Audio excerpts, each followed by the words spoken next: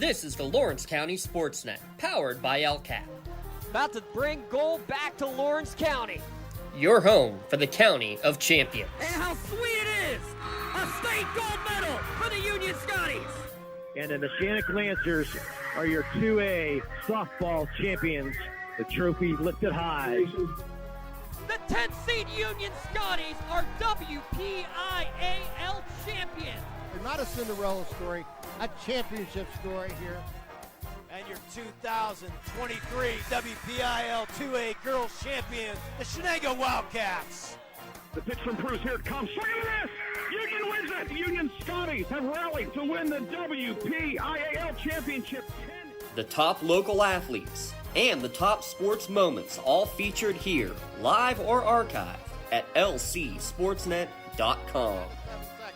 Working down inside and alley-oop to Young Gun.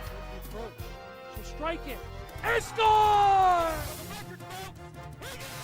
Featuring over 100 broadcasts of county events in over a dozen sports. Your voice for Lawrence County sports. The gold ball headed home to Newcastle. This is the Lawrence County SportsNet.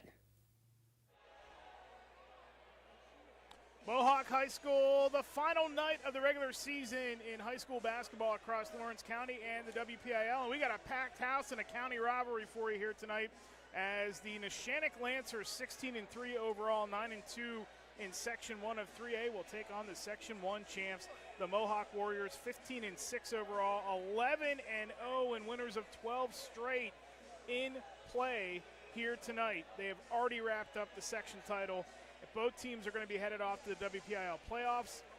We'll talk about that as the night goes on. Tonight's broadcast at lcsportsnet.com is brought to you by Maley Chiropractic, MVP Insurance, Luxembourg, Garbett, Kelly and George, Castle Asphalt, the Newcastle Transit Authority, Maduro Bonner Law, Penn Ohio Bottled Water, Gem Builders Incorporated, Health and Motion Physical Therapy, Pontius Insurance, Doran Concrete, The Red Zone, Works in Progress Paint Services, City Rescue Mission, Something for Your Wall Photography, the Tri-County Principals Association, the Mohawk Education Association, and by the Lawrence County Community Action Partnership.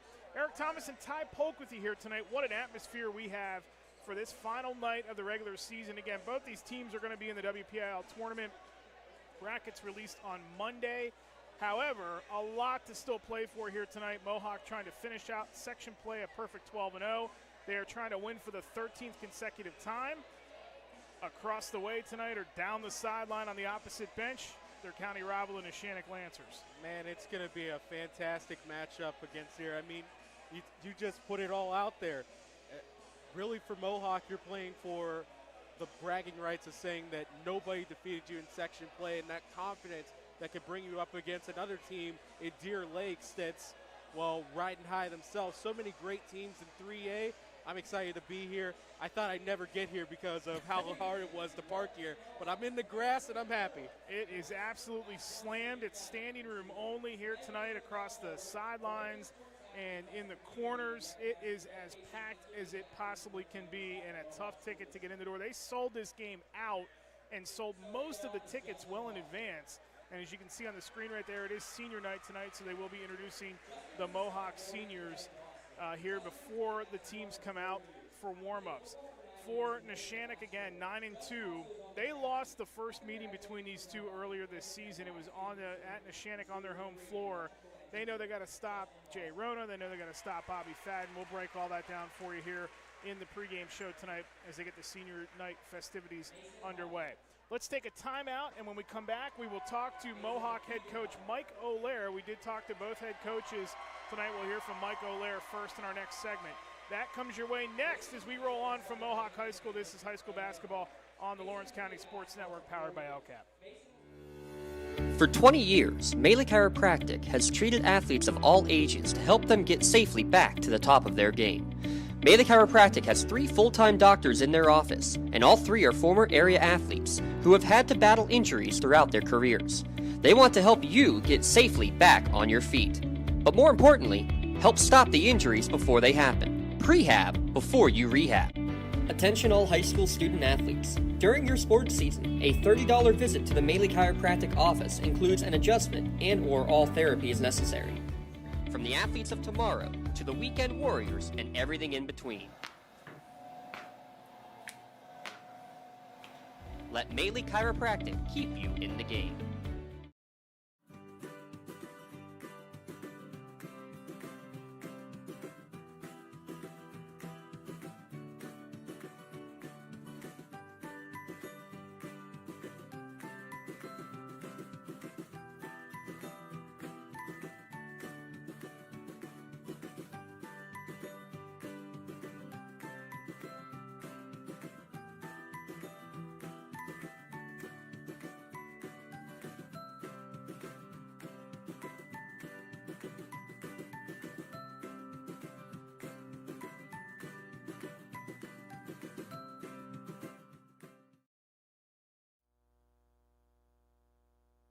On the pregame show here with Mohawk head coach Mike O'Leary. And Coach, first, congratulations on getting to this stage unblemished in your section. What would it mean tonight to be able to finish out the regular season with a perfect record in your section?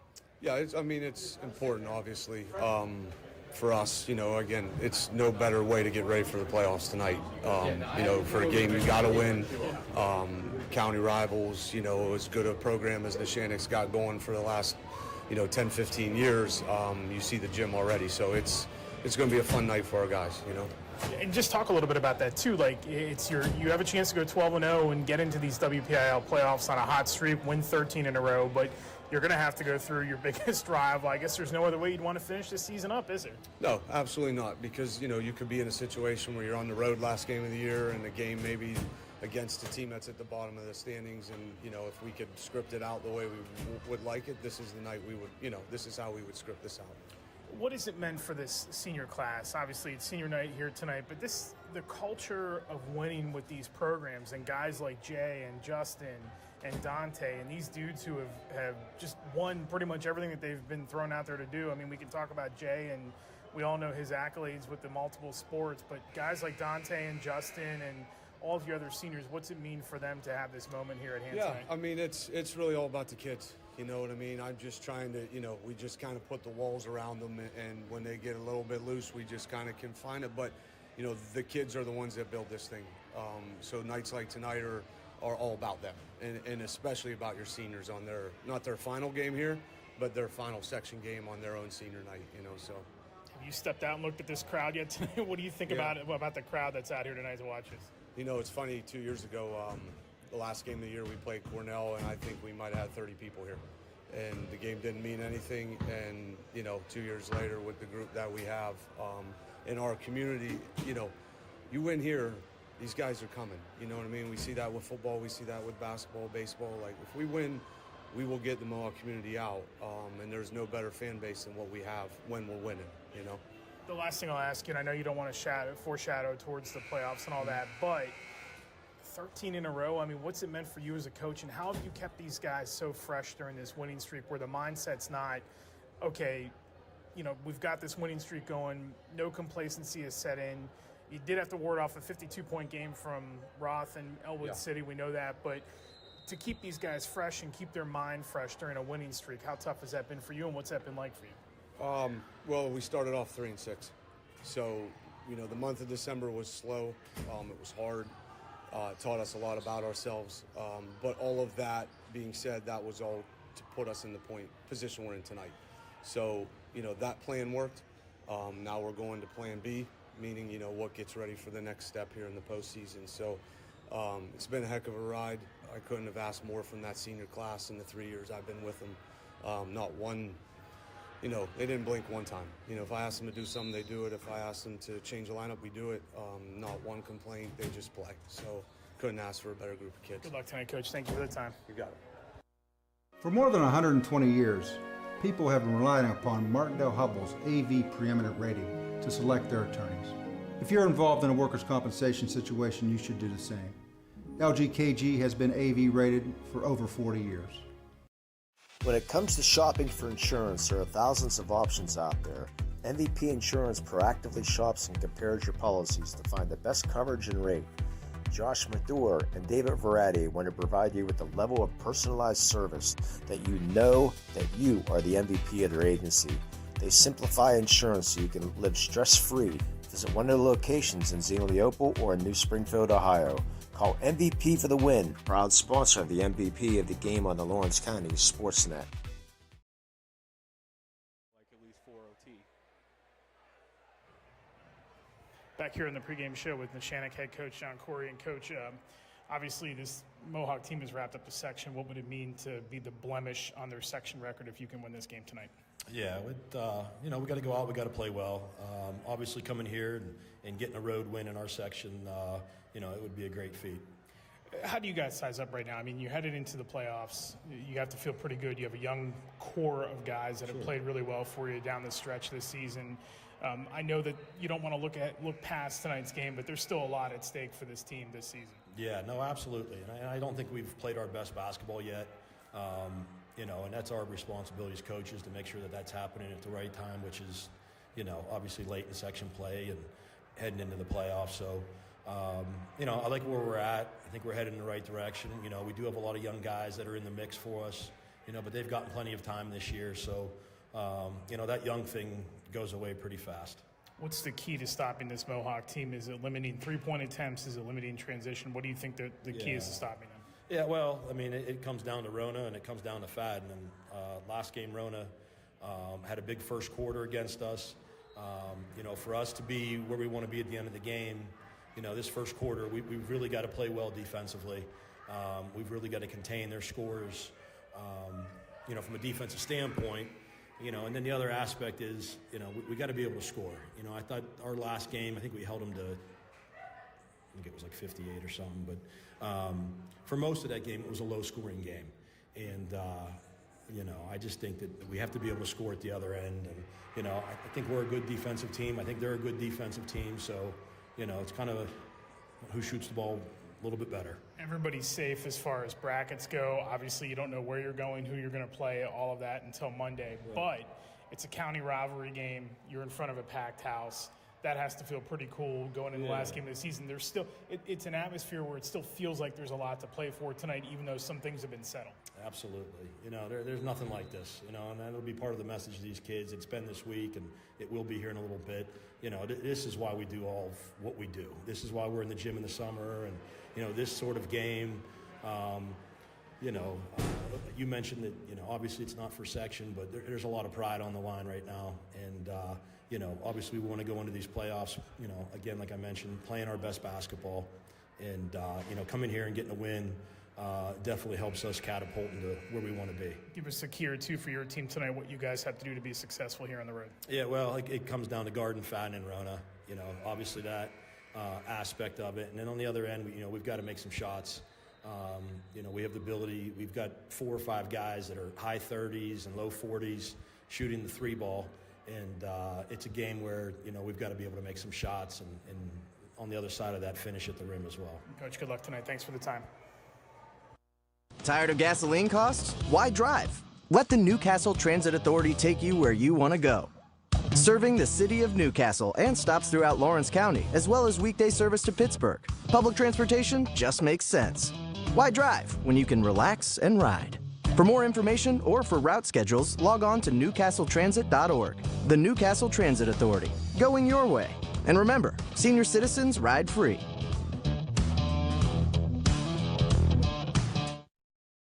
Castle Asphalt and Construction is driven to provide quality, cost-efficient pavement-related services to Western Pennsylvania. Every paving or construction service at Castle Asphalt begins with a thorough site inspection of the area to allow their team of professionals to become familiar with the unique conditions of your home or business.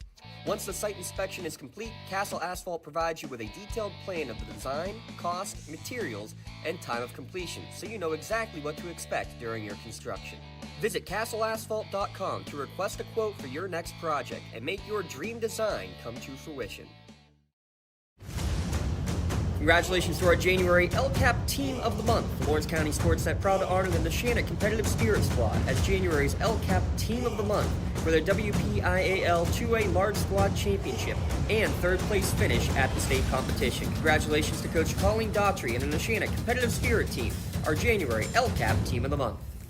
Lawrence County SportsNet is proud to honor Casey Wilson of Laurel Wrestling as the January LGKG Red Zone Male Athlete of the Month. LC SportsNet is also proud to honor Aaron Capalbo of Mohawk and Leah Crayrup of Wilmington as our January LGKG Red Zone Female Co-Athletes of the Month. Congratulations, best of luck to Laurel's Casey Wilson, Mohawk's Aaron Capalbo, and Wilmington's Leah Crayrup, the LGKG Athlete of the Month, presented by the Red Zone. Pregame rolls on here at Mohawk High School. We're about 12 minutes away from the start of tonight's clash between Mohawk and Neshannock. Again, Mohawk's already got that section wrapped up. However, they still have a lot to play for here as far as looking good for the WPIAL committee. Both these teams are going to be in the WPIAL playoffs coming up. Brackets released on Monday night. And yes, we do know that there is a major game going on tonight with Newcastle. So we'll keep you updated on all of those games that factor into whether or not Newcastle is going to make the WPIAL tournament. They play Seneca Valley tonight. James Dotson and Tim Continenza have the call of that game for you on our other channel. And then Pine Richland is playing Butler tonight. If both of them lose, they both, I believe, get in. If Newcastle, the bottom line is Newcastle has to win in order to get into the WPIAL tournament, and Pine Richland would need a Newcastle loss for them to just go. So it's a must-win situation for Newcastle. They could get in for the 14th straight time. We'll have an out-of-town scoreboard update for you, brought to you by the Newcastle Transit Authority as the game goes on. Time now to take a look at tonight's keys to the game presented by Works in Progress Paint Services. Call Joe Wright at 724-714-4294 to discuss your next painting project. Now booking interior painting projects for both residential and commercial properties. First meeting between these two teams. Both teams shot the ball pretty well. Mohawk a little bit better. They won the game. These two teams like to rack up threes. What do you see here tonight, Ty Polk? Well, for Mohawk, it's simple. Continue to salvo 9 3-pointers against the 6 for Neshannock. 6 of those came from Jay Rona. Jay has to have it going. He had it going on the road. Why not do it in your home nets? I mean, you always say about it, there's no friendlier rim in the world than your home rim. On the other side for Neshannock, it's the obvious. Limit the outside chances, especially early. Show that you learned something from that first game against them because they were pretty good. It was just Mohawk was better, and that was on the road again. And, of course, no slow starts. I don't think it was this packed in Mohawk, or excuse me, Neshannock, but I take a look around here. This is by far the most impressive crowd I've seen in my very short high school broadcasting career. Yeah, they did pack the house at Neshannock earlier. That game was a spirited back-and-forth playoff-style atmosphere as well. That was about midway through the season, and Mohawk was able to come away with that win. That is the part of the 12-game winning streak that this team is on. These two teams average right around the same points per game. Neshannock slightly more at 65.2. 171 threes for the Lancers on the season, 147 for the Warriors, so we know that these two teams can shoot. And you did hear John Corey, the head coach of Neshannock, tell us in the pregame interview that they really have got to get off to a good start.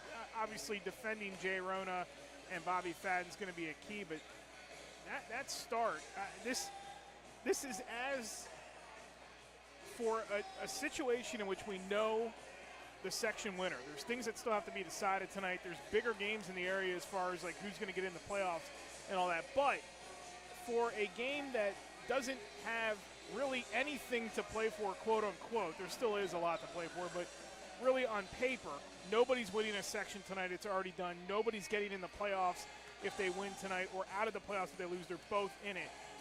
This feels like this is the final game of the high school basketball season, period. This feels like we're at a state final style game the way this place is packed here tonight. I mean, I only have one really big atmosphere in terms of it, and I have to think it was the 2022 6A semifinal at Peters Township between Central and Fox Chapel. That's the closest that I got to this, but this is on a whole new level because really, again, as you said, there's everything's decided except maybe Neshannock's positioning, and you're just going, man, it's a county rivalry. You can see it in here. This is two schools that know each other well, have seen each other a ton, and they just can't get enough of seeing each other. But Neshannock, of course, owning the section rivalry over the last few years, In the last 9 games, they're 7-2. But of course, Mohawk has been able to get the jump on them the last few times. So they're looking to continue the new changes for the Warriors. Let's take a look at the out-of-town scoreboard brought to you by Newcastle Transit Authority. Going your way, why drive when you can relax and ride? Daily routes to Pittsburgh, as well as routes all over Lawrence County. Visit newcastletransit.org for more information and route schedules. And remember, senior citizens ride for free. They've already played 1 quarter over at Newcastle, and Nika has a lead over Seneca Valley 21-20 after 1. So a high-scoring first quarter in that game. And again, it is do or die for Newcastle tonight. They win there in the WPIAL tournament. We'll take a look at the teams that are in as far as 3A goes. We know that both these teams are in. Elwood City and Beaver Falls have also clinched berths out of Section 1. In Section 2, Seton LaSalle, Our Lady of Sacred Heart, South Park, and Stowe Rocks are all in. Deer Lake, Shadyside, Academy, Derry, and Burl are all in Section 3.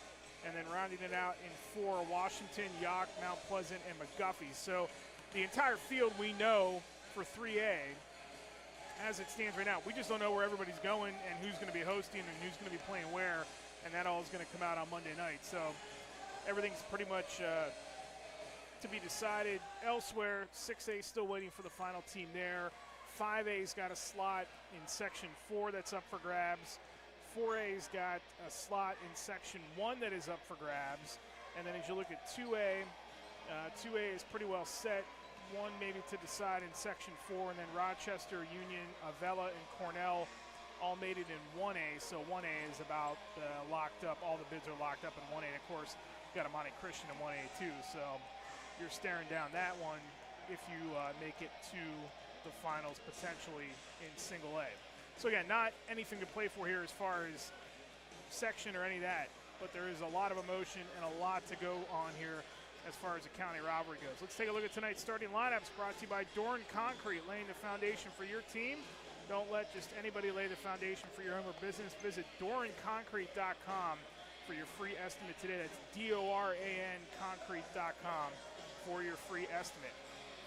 For the visiting Lancers of Neshannock, John Corey, his 20th year overall, head coach, 16th at Neshannock. They're 16-3. They will start Anthony Bonner, the 5'11", senior guard, Ashton Allison, the 6'2" forward, Talon Anderton, the 5'8" junior, LJ Keith, the third guard in the lineup at 6'1", the senior gets to start tonight, and David Quate, the talented 6'3" sophomore, rounds out the starting 5. For Mohawk, 15-6 overall, a perfect 11-0 in Section 1 3A.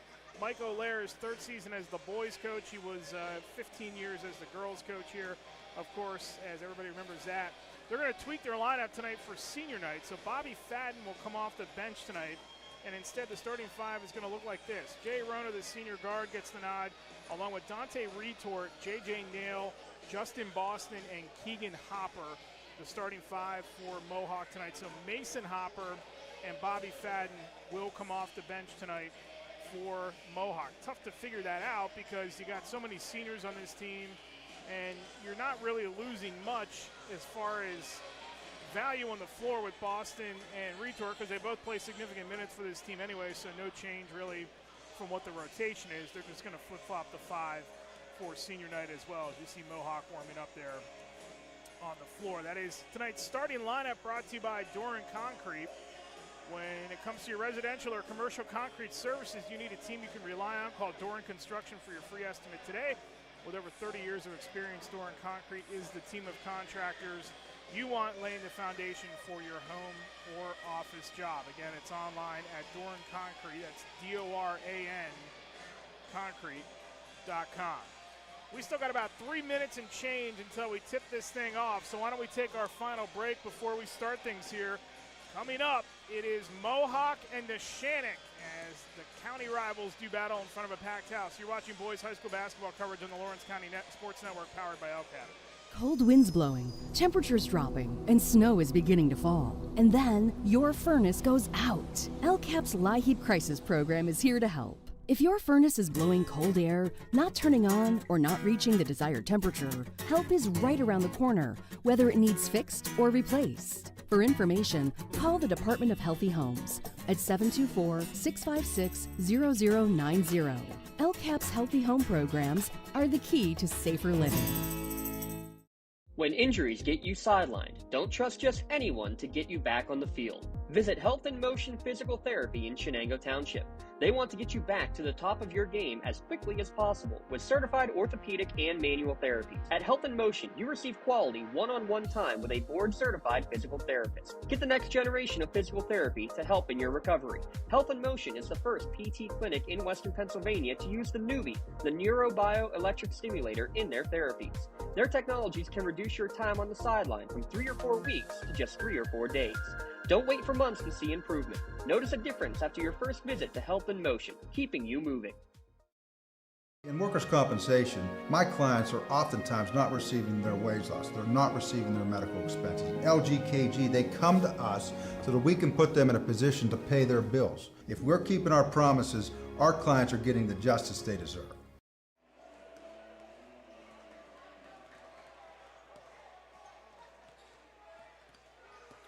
Back here at Mohawk High School, Eric Thomas and Ty Polk with you, about 90 seconds away from tip-off tonight between Neshannock and Mohawk. And again, the out-of-town scoreboard brought to you by Newcastle Transit Authority. After one, Newcastle over Seneca Valley, 21-20.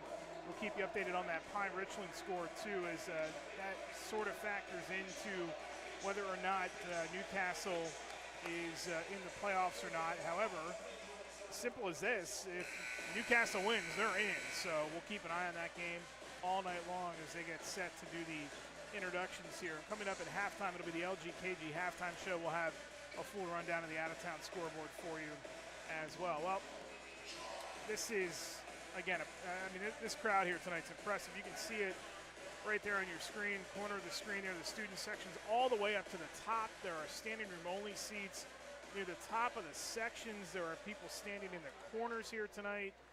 This is going to be a lot of fun. And again, with nothing to play for, essentially, in terms of section, you know Neshannock wants to be that blemish, and you know Mohawk wants to win 13 in a row before they get in the WPIAL tournament. And sometimes when it's those petty little things, that's when the games are at their best. So, I mean, why not have it like this? How do you see 3A as far as the WPIAL tournament? We'll talk about that here in a second as we're going to listen in on tonight's national anthem here, and then we'll get the introductions of the teams. We'll go over those lineups again for you one more time, and then we will finally tip things off here from Mohawk High School. Highly anticipated matchup. Both these teams won on Tuesday night. Mohawk has been on a roll. They are looking for 13 in a row before they get to the WPIAL tournament. Let's listen in on tonight's national anthem.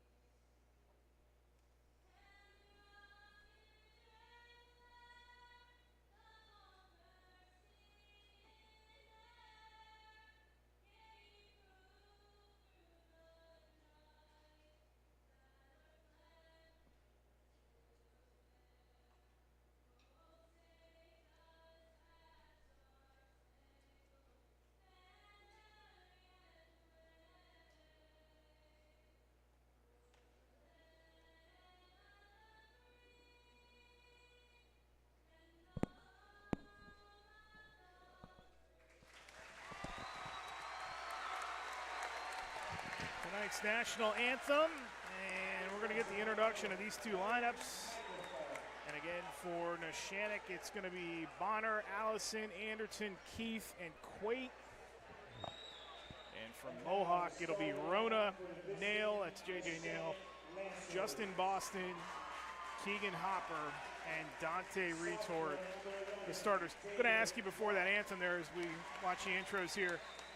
3A in the WPIAL tournament, I mean, is there really a favorite right now? Is there anybody that stands out to you as far as this bracket goes? Obviously, you have Elwood with Joe Roth. He puts up insane numbers, can go off at any night. Mohawk's been on a tear.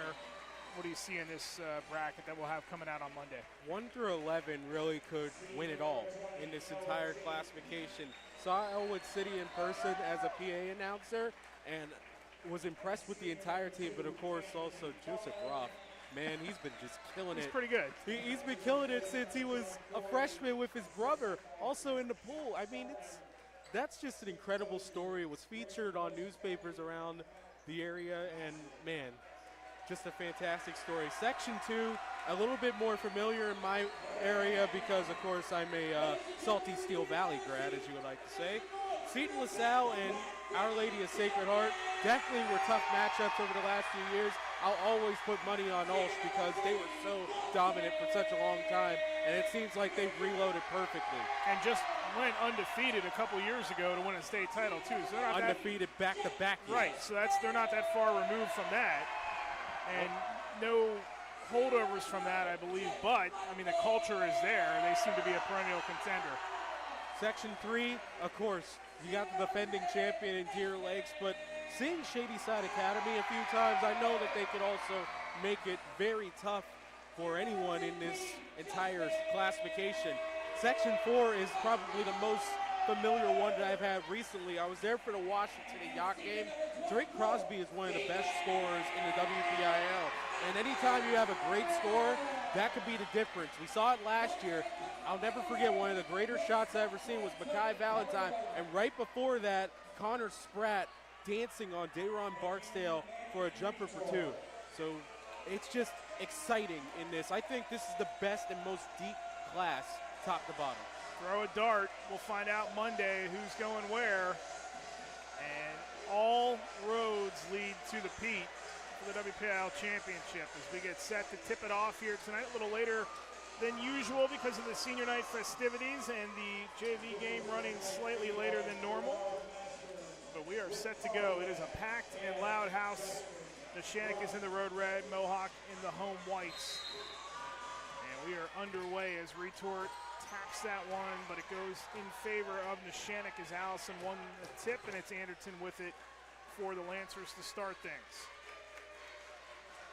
Neshannock will be shooting in the way of, as you see it, that loud Mohawk student section in that far corner. So that is the first half as Nail steps in front of that, knocks it out of bounds, almost had the turnover there. We're 20 seconds into the first quarter.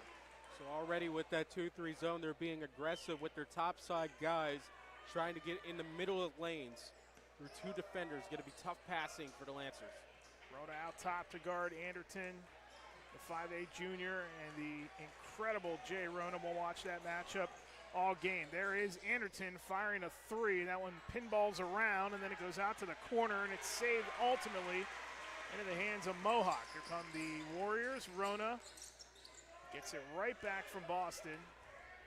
Rather, that was Hopper in the corner, I beg your pardon. Now it's Retort, and now Boston with a touch.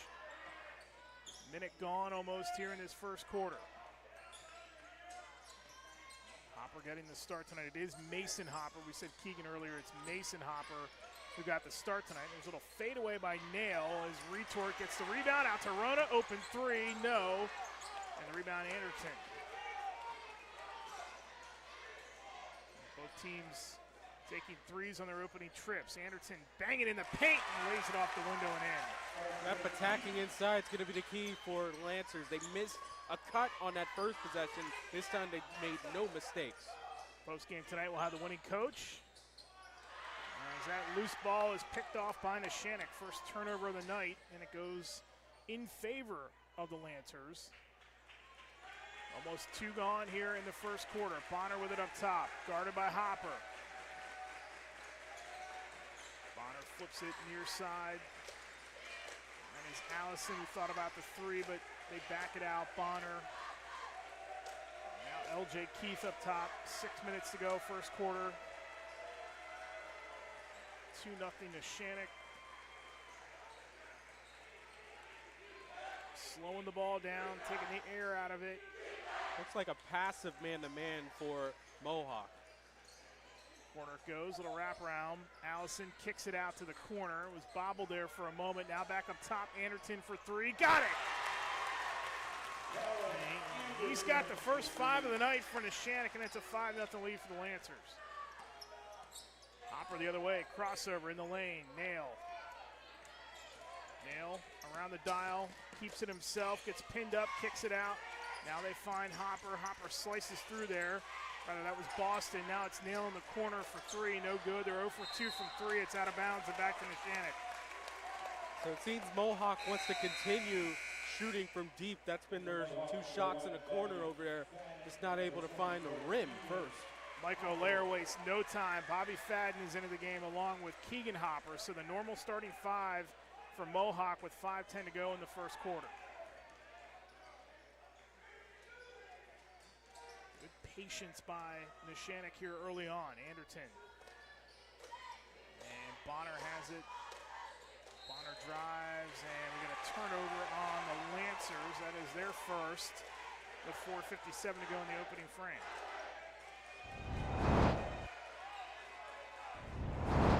Fadden will run the show for this Mohawk team.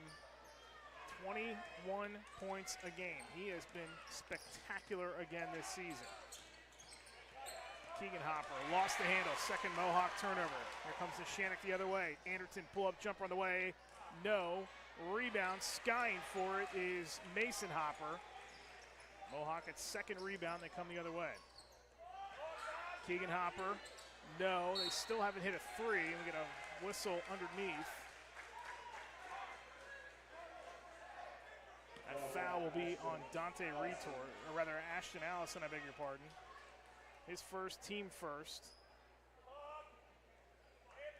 Seems like the corner 3 not hidden for Mohawk, so try to attack inside.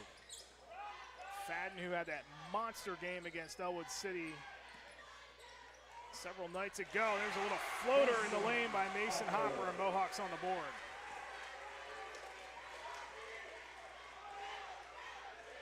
Halfway through the first. Just about halfway through the first. We got a scrap for the loose ball.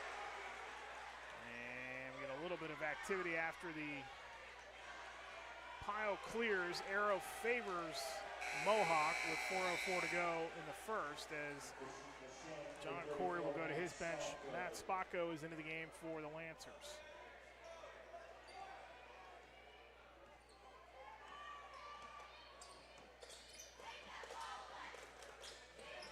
Fadden, Nail inside. It goes to Keegan Hopper. Out to his twin Mason. That three-pointer is on the way and off the mark again. It's going to stay on the Mohawk side with 3:47 to go.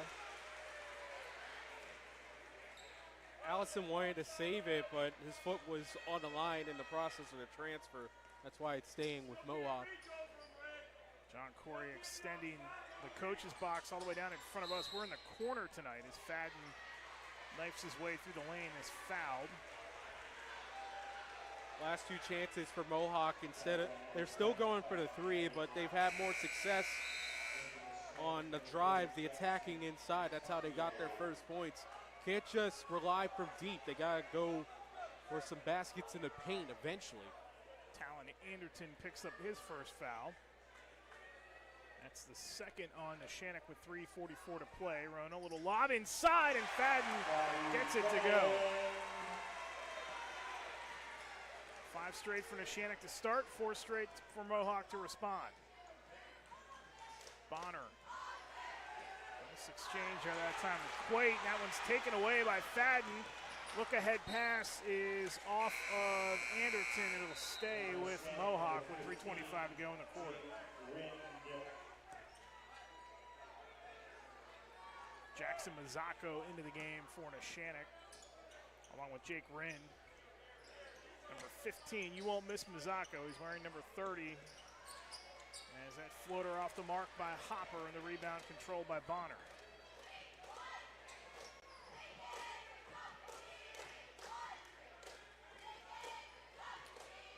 Coming up on 3 minutes to go in the opening quarter. 1-point lead for the Lancers.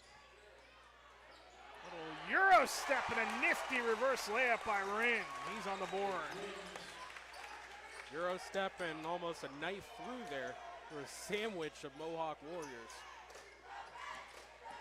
Hopper drives in the paint. Tough job by Keegan Hopper, but he completes it back to a 1-point lead for Neshannock with 2:42 to go. Both getting tough baskets inside early. Good switch from the last game. Much more patient style that we've seen here as that three ball fired by Quate is good. 10-6, Neshannock with 2:22 to play in the first quarter. Out of town scoreboard updated. Our next stop. Hopper kicks it out. Fadden a deep three. That one won't go either. It's over the top and out of bounds. Back to Neshannock with 2:12 to play in the quarter. Just when you thought that it was going to be an inside attacking game, there's Quate with the three-pointer. Again, Neshannock just getting everything they wanted this time. Now they're just trying to make sure more shots fall. 2:07 to go in the first. Bonner. Corner goes, and we got a travel called on Jake Wren. Third Neshannock turnover of the first quarter with 2:01 to play. Slight shuffle of the pivot foot. That's where they were looking at in that play. Gino Mazzacco, the starting quarterback for the Neshannock football team, into the game, number 1. Of course, his uncle Freddie, now the head coach at Newcastle. That talented sophomore class and underclass that Neshannock has. These, both basketball and football, they are looking good the next couple of years. Rona and Mazzacco, the two quarterbacks. And now Bonner comes over to guard Rona. They hand it off Boston with 1:42 to go. Good swarming defense by Neshannock. That pass hit off the back of Quate. Fourth Mohawk turnover. Bonner with under 90 seconds to go in the quarter.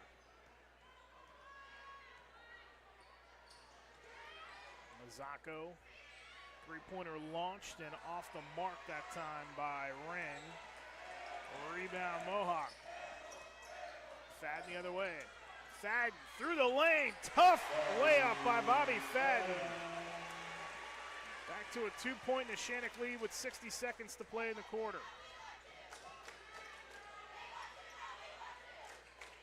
As advertised and expected early on. Mazzacco to Mazzacco. Bonner down the lane. Contact and a foul.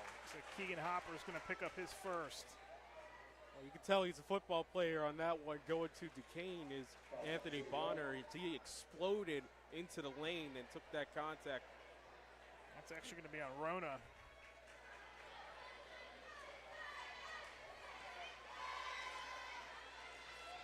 Bonner on the season, 83%. Two very good free throw shooting teams here tonight.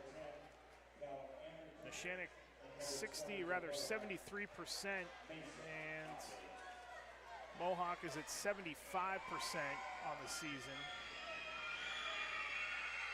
Second one by Bonner is good.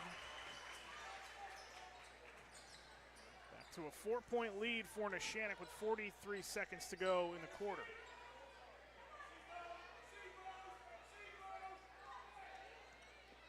Fadden hands it off. Across the way, Hopper to Hopper, back to Mason Hopper. 28 seconds to go. Mason hands it back off to Keegan. Keegan stepped through the defense, poked out of there by Bonner. 5th turnover for Mohawk. And then a 3-ball on the way for Bonner is short. Rebound controlled by Neshannock. Back out to Bonner with 13 seconds left. 3-ball fired by Anderton. That is over the top. And back to Mohawk with 7.4 ticks. Tough break for Neshannock. 2 3-point chances. They're trying to get that, establish that 3-point range they showed in the last game against these two teams, but it's just not happening this time. Fadden gets it across half court in his hands, down to 4. Fadden, 2, deep 3. Fadden, no, he won't get the roll. And that is how the first quarter comes to a close. As expected, the first 8 minutes, Neshannock a 4-point lead. Second quarter coming your way next. This is the Lawrence County Sports Network powered by LCAP. Don't get left out to dry. Call the Penn Ohio Bottled Water Company for the fastest and most efficient bottled water delivery service in the area. Penn Ohio offers bottled water ranging from 16.9-ounce bottles to 5-gallon jugs, perfect for your next event or office water cooler system. Also, don't forget to ask about their custom labeling options. Visit PennOhioBottledWater.com for more information and to get a quote on their delivery services. Whether it's at home, in the office, or on the sidelines, Penn Ohio has you covered. Does your blueprint not match the vision of your building project? Not with Creative Edge Architecture. From concept to creation, Jeff Measle will help tackle the complex problems, creating design solutions and construction experience. Creative Edge gives you the edge design and construction meet. It's a good look at Mohawk High School and a great look at the student section. Over in the corner over there, they had a little LC SportsNet banner hanging up before the game there tonight. Also a shout out to the crowd at the Seapless Texas VFW watching tonight's game on the Lawrence County Sports Network. Thanks for the support all the way down in the Lone Star State. We appreciate that. As Neshannock has a 4-point lead and they have the ball to start the second quarter. Got some good ball in Texas, but we got some good ball up in Lawrence County in Pennsylvania. Anderton, and he is fouled. That's how we'll start the second quarter. It's the first team foul on Mohawk. 13 seconds in, that is on Mason Hopper. One thing that changed in this game, as we mentioned, is both of these teams are attacking inside more. Threes haven't exactly fell for Neshannock more than them, but on the other side with Mohawk, it's, I think, only one three-pointer for them. No, they had nothing, just two. Anderton, a 71% free throw shooter, makes both. And Mohawk yet to hit a three. They have not necessarily lived or died by the three this season, but that is a big part of Mike O'Leary's offense. Mason to Keegan, or rather Keegan to Mason.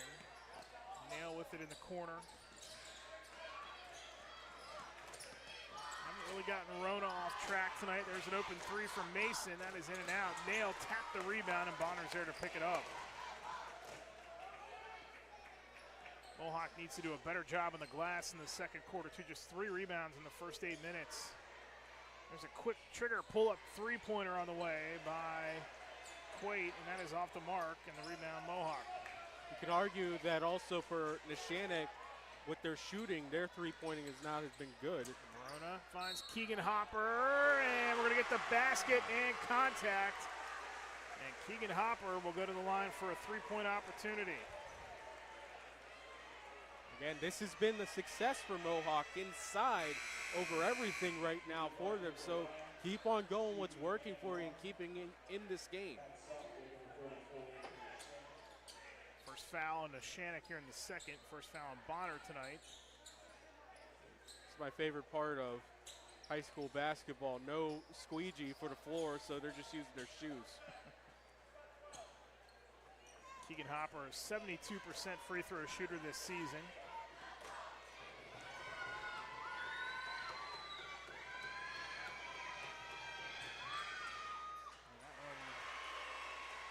Rolls around and falls. He's got 5 here in the first half. It's a 3-point lead for Neshannock. They have led the entire way. Another quick pull-up 3 opportunity for Quaid. That one's off the mark with the rebound. Neshannock, and it's Anderton up top. Drive to the bucket, contact, and that will be LJ Keith with 2 at the line with 6:33 to go in the first half. Call it the heart and hang whenever you get 2 defenders up in the air and draw the foul. That foul is on J.J. Nail. Second on Mohawk.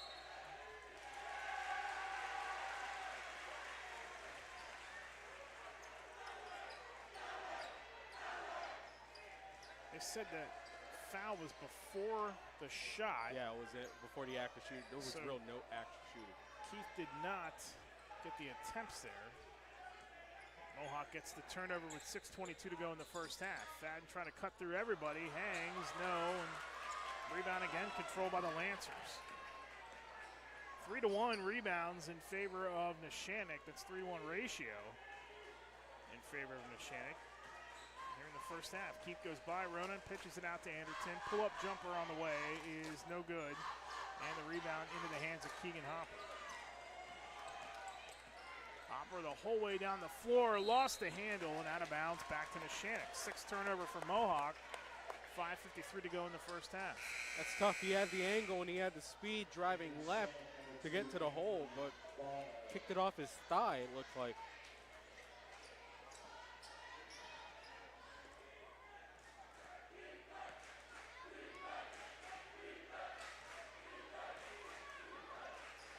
Keith brings it across half court, off his foot as Nail goes to the floor.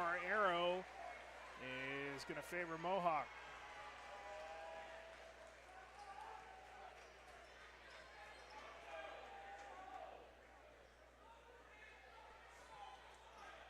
.540 to go first half. Still, it's a low-scoring game and still a 3-point lead for the Lancers. They have been unable to extend, and Mohawk's been unable to hit a 3. And this guy might be the one that needs to get going for this Mohawk offense. Rona's been very quiet. Touched the ball a couple times. Yep. No points for him. Touched the ball a lot, but Fadden dangerously pinned up on that baseline. Back to Nail, out in the corner. Keegan Hopper, three-pointer, no. Rebound Bonner. Good reception by Fadden. You can tell why he's the receptions leader at Mohawk.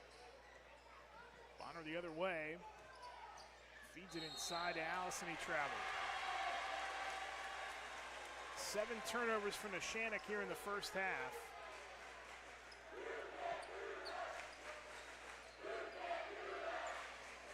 That boisterous Mohawk student section once again.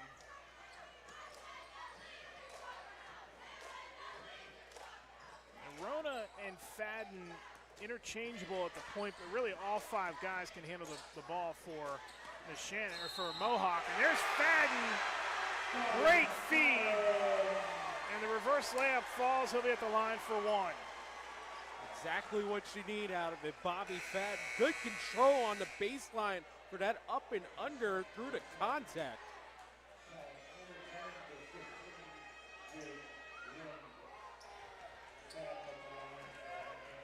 Foul is on Allison, his second. Fadden, another one of these great free throw shooters. Completes the 3-point play. Got a whistle here with 4:38 to go in the half.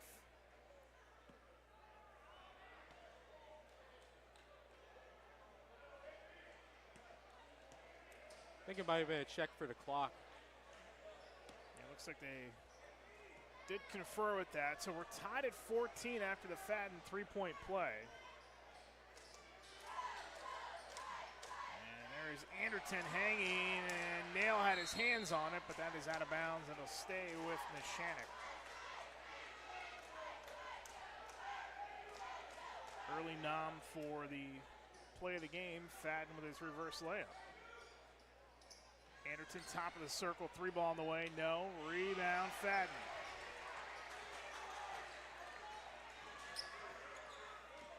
Comes the other way. We're almost halfway through this second quarter. Rona pitches it out to Nail, and Jay's going to pick up the foul. 3rd on Mohawk now in the first, or rather the second quarter. Gino Mazzocco is back in for Neshannock, and that'll be Jay's second personal. Tough foul off ball for him, but the defender, Quate, was there. He was established, so that has to be called. Keep an eye on that. Fadden, Rona 2 fouls and the 3. And we got about halfway to go now in the second quarter on Mohawk. And those fouls reset each quarter. So Mohawk flirting here with bonus territory. Bonner with 3:50 to go. Anderton drives. Nice move by Anderton, and it goes. Boy, was he switching hands on that one? Because I don't know how he was getting that up at that angle. 2-point lead back to Neshannock as we get another whistle. I mean, it looked like he was going with his left and then quickly switched that to his right with how it was just launched up. Good body control, good hang.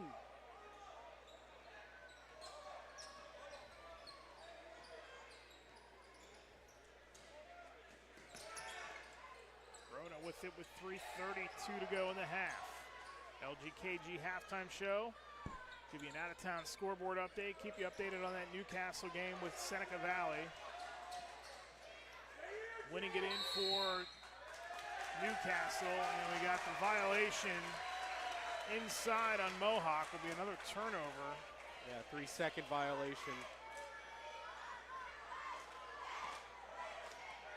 Mohawk, Fadden ties it on that three-point play.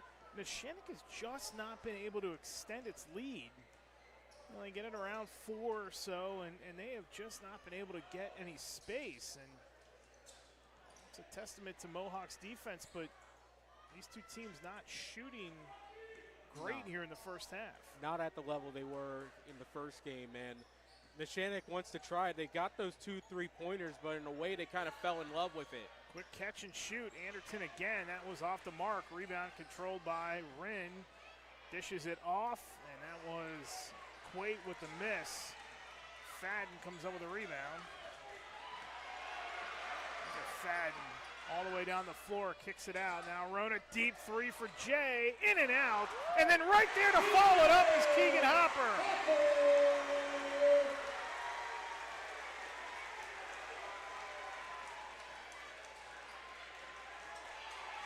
Tied up at 16 late in the second.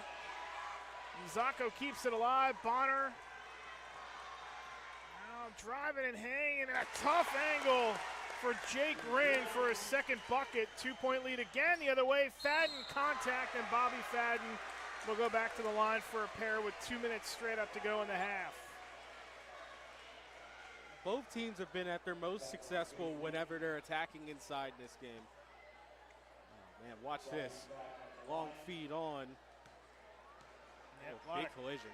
Yep, big time collision. Fadden used to that contact. Chance to tie it again. Hits the first. He's used to that contact, but at the same time, I don't know if I want to be feeling that on hardwood. A lot different than the grass out in back of us. That's for sure. In and out. And rebound to the Lancers. Under 2 to go. 1-point lead for Neshannock. And Bonner the other way is denied, but he's fouled. Oh, come on, man. That man had it. That looked like it was clean. I got to see a replay on that one because, at least from our angle, we're in the far baseline. Oh, I don't know about that one. That's just a hard landing. Fouls on J.J. Nail. His second, so Rona and Nail with 2 each. Bonner missed the first. Second one good. 2-point lead again for Neshannock with 1:49 to go in the half. Fadden, little start-stop, a lot of contact, and Fadden's going to pick up his first. And that is going to be the 5th on Mohawk in the first half. So with 1:46 to go, Lancers then will shoot the rest of the way. Dante retort into the game for Nail.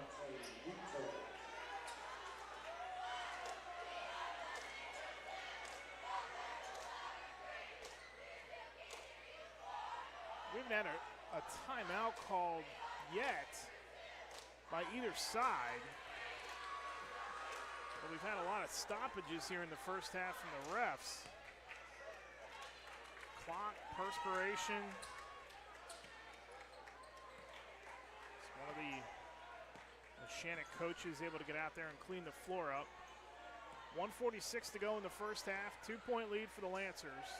When we talk about those stoppages, it's because teams have realized that the best way to get points right now is going inside.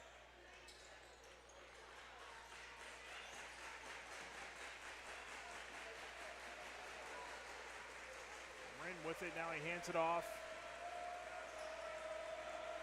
Mazzocco, guarded by Fadden, slips by him for a nice pass to Bonner in the corner. Bonner cutting across the paint, and it's stolen away. Lob pass for retort, and it's too long. Another turnover for Mohawk. That is their 8th. Each team with 8 turnovers here in the first half. Man, that long feed, just tough. It was a tough catch to make because you got to toe the baseline in that situation. Anderton, Wren, bounce pass to Quaid. Quaid gets it off to the far side, and Anderton again. Under a minute to go in the first half. Gino Mazzocco to his right, bounce pass out to Bonner. Good ball movement by Neshannock, little nifty up and under by Bonner, and he gets that to go.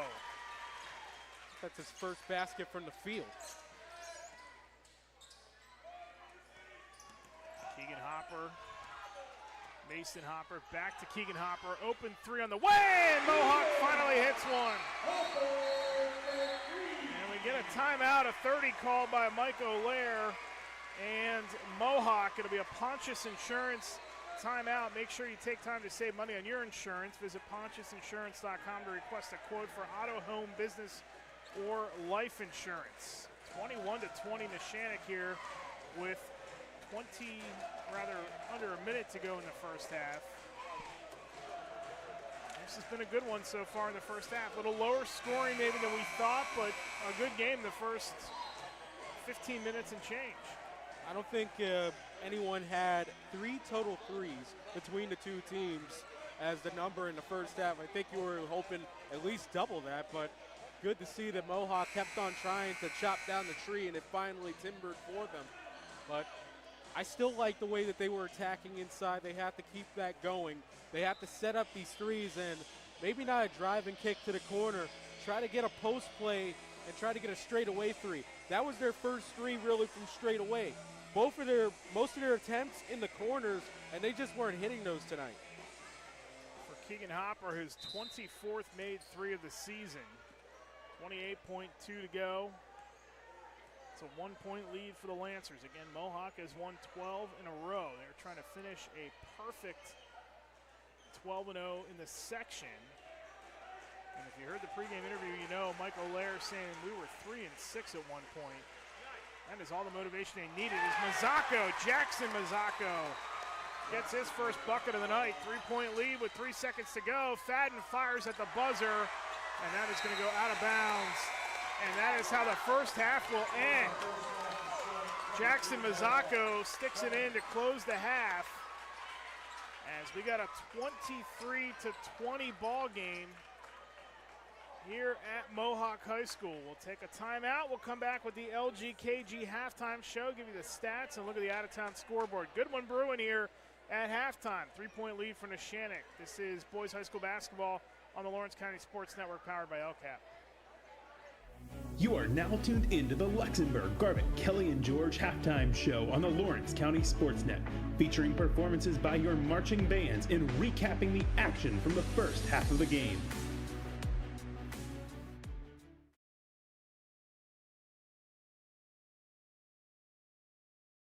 I'm Kevin Sapp. I'm president of the Mohawk Education Association. We are one of the sponsors for the Lawrence County SportsNet.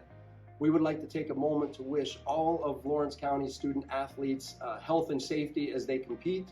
In particular, we would like to wish luck to all of Mohawk student athletes as they represent our school with pride.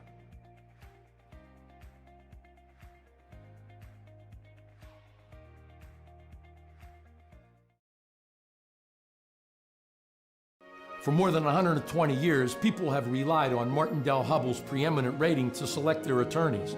If you've been involved in an automobile accident, you should do the same. At LGKG, we have been preeminently rated for over 40 years. Congratulations to our January LCAP Team of the Month. The Lawrence County SportsNet proud to honor the Neshannock Competitive Spirit Squad as January's LCAP Team of the Month for their WPIAL 2A Large Squad Championship and third place finish at the state competition. Congratulations to Coach Colleen Daughtry and the Neshannock Competitive Spirit Team, our January LCAP Team of the Month. When it comes to protecting those you love, the businesses you've built, or the things you've earned, you need someone you can trust. Who better to protect your interests than a local insurance agent? Pontius Insurance is a team of local agents helping local residents in Lawrence County and surrounding areas, specializing in auto, home, business, and life insurance. Come see Dan Pontius, Jessica Dix, and Tracy Giddings, and the rest of the team at Pontius Insurance, and receive the personalized service you deserve. Works in Progress Painting wishes a successful and satisfying season to all the Lawrence County sports teams and athletes. Work hard and bring honor to your team, school, and family in how you play. Joe Wright and his family have been providing painting, window cleaning, and other property services for business and homeowners in the Lawrence County area for over 10 years. Their goal on every project is to provide a meaningful service that honors their customer, God, and their family, and to have fun while doing it. Works in Progress is now booking interior painting projects for both residential and commercial projects. Call Joe today at 724-714-4294 to discuss your next project.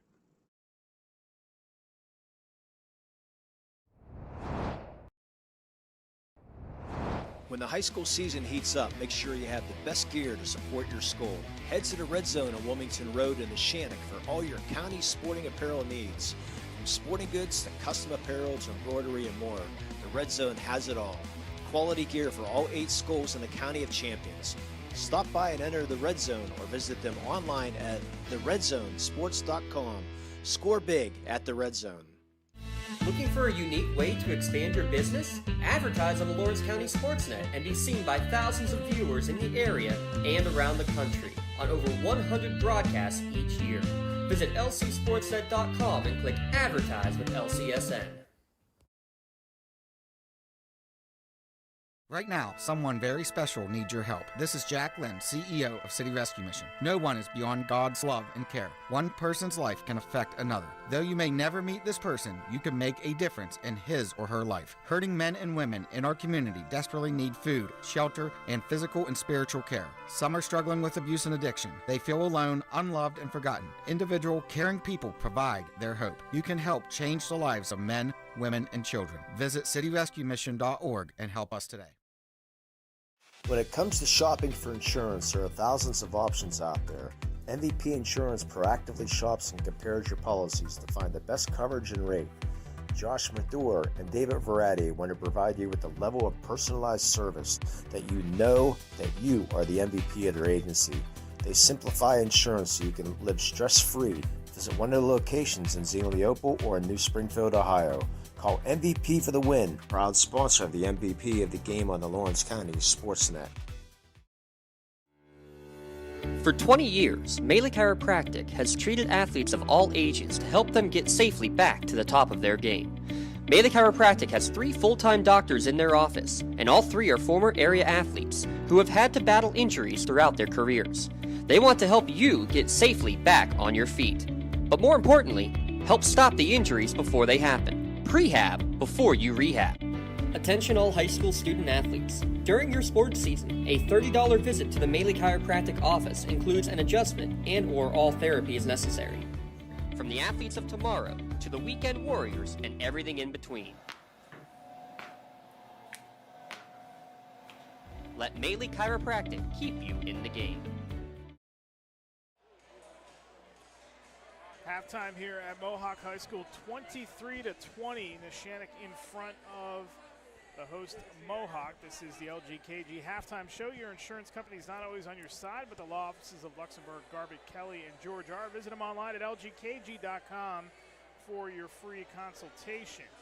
First half scoring numbers for Neshannock look like this. They were led in the first half by Talon Anderton with 9. 5 for Anthony Bonner, 4 for Jake Rinn off the bench. Jackson Mazzocco chipped in a deuce, and David Quat with 3 for Neshannock. For Mohawk in the first half, it was Keegan Hopper with 10, Bobby Fadden with 8, and Mason Hopper with 2. Dante Retort, Joey Nail, Retort, Jay Rona, JJ Nail, and Justin Boston all scored but have not, or all played but have not scored. And it's added up to a 23-20 lead for Neshannock in the first half. Out-of-town scoreboard update brought to you by Newcastle Transit Authority. Gas prices continue to rise. Save money on gas and let the Newcastle Transit Authority take you where you want to go. Serving Newcastle and stops throughout Lawrence County. Newcastle Transit Authority going your way. At the end of the third, Seneca Valley 51-45 over Newcastle. That update came across about 6 minutes ago. So they're into the fourth quarter in that game, a must-win for Newcastle if they are to qualify for the WPIAL tournament. That is one of the spots left in 6A, as all the other seeds are locked up, but we still don't know if Newcastle is going to make it or not. Pine Richland also in the mix. We do not have a report on the Pine Richland score as of yet, so we'll keep an eye on that one. But Newcastle, bottom line is they they must win if they're going to get in the tournament. It's simple as that. They lose, streak's going to end. So they got to win to get in this WPIAL tournament. Right now they're down by 6 going to the fourth quarter. Man, that's tough to see, because every time that I hear about it, Newcastle is such a great basketball tradition out there. It'd be a shame if they're not a part of the playoffs. Yeah, it really would be. Really would be a shame. What do you see in the first half here? This was a little bit lower scoring of a first half. Both teams found a little bit of a rhythm offensively and then kind of cooled off there towards the end. And Mohawk, no threes in the first half till Hopper hit that one near the end of the second quarter. The game has, as far as how close it is and the intensity and the atmosphere and all that, as expected. The scoring, though, in the first half, not necessarily there right now. Yeah, I mean, scoring from deep whenever I take a look at it for these two teams. 3 3-pointers, 2 for Neshannock, 1 for Mohawk. Again, no one would have expected that after that first game, especially at least on the Mohawk side. They're at home. You'd think friendlier rims, but it just wasn't working for them. Shots for the corner were going. Their first 3-pointer that they hit was from a different location on the floor. It was the our right wing right here. So again, I like that both teams recognized that maybe the three's not working, so they got aggressive inside. It did kind of break up the flow a little bit. There was more foul shots coming through there, but you got the feeling that the best shot, at least at the moment, until they started building back outside, was attacking inside. And both teams were feverish at that. They committed to it, and it was a very exciting basketball in this first half. The other out-of-town scoreboard update we're watching, Butler was up 31-29 on Pine Richland at halftime. So if we hear anything else on that, and of course James Dotson and Tim Continenza are at that game, bringing it to you live on our other channel. So if you're interested in that game, you throw both screens up or watch one over the other depending on what happens down the wire. Newcastle is going to be done before we are. They're in the fourth. We're just starting the third now. So what does is there a guy on the Mohawk side that they really need to get going? Does Jay Rona, he was really quiet in that first half, more fouls than points, and really didn't shoot a whole lot in the first half either. He might be a guy that they need to get going. Yeah, Jay Rona, for him right now, I wouldn't try long passes. I know he's the quarterback, but it's simple. Put it down, take it to the hole, go to the line, and start building back up from there. That would be the most simple thing for Jay Rona, because, I mean, other than that, he's played some solid defense. They played some great defense on a whole, Mohawk, but yeah, he's the guy missing. Bobby Fadden has really taken up a lot of the slack, and that's expected because he's a 21-point-per-game scorer, one of the top scorers in the WPIAL and Lawrence County itself. That's a look at our keys to the game for the second half. Keys to the game brought to you by Works in Progress Paint Services, now booking interior painting projects for both residential and commercial properties. Call Joe Wright, 724-714-4294. As we start here, Newcastle, or rather Neshannock, will be shooting in front of us here in the second half. And that first three is off the mark, and we get a foul on Mohawk 12 seconds into the third quarter.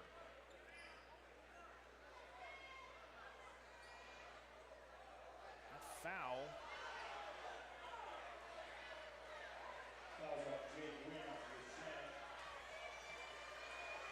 Well, now they've switched it. No, I beg your pardon. That foul was on Jake Wren.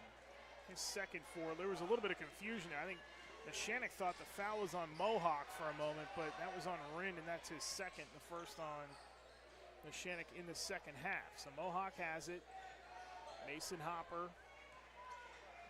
Little lob into the corner for Keegan Hopper.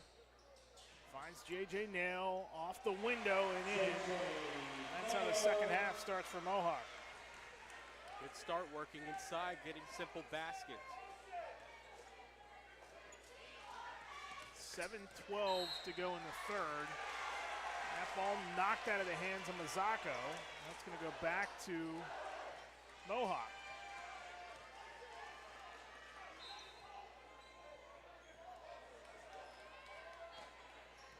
Verona hands it off to Fadden. A minute into this third quarter.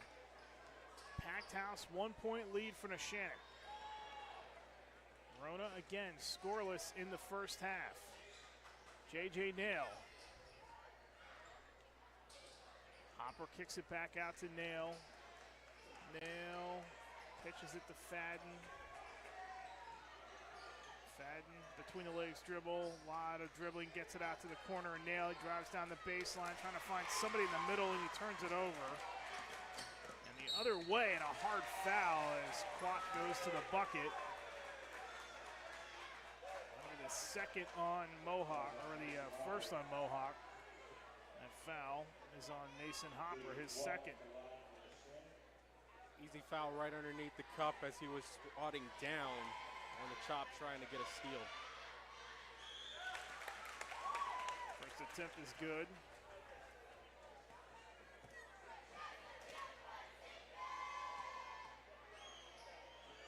Clock 77%. Is 100% on that trip. 3-point lead again for Neshannock. 6:32 to go in the third. Fadden, and he is hand checked. First foul, second foul on Neshannock here in the third. That's going to be on Rinn, so that's going to be his third. LJ Keith is back in for the Lancers. Several guys with 2 from Mohawk, and we got 1 with 3 for Neshannock. Otherwise, fouls pretty good.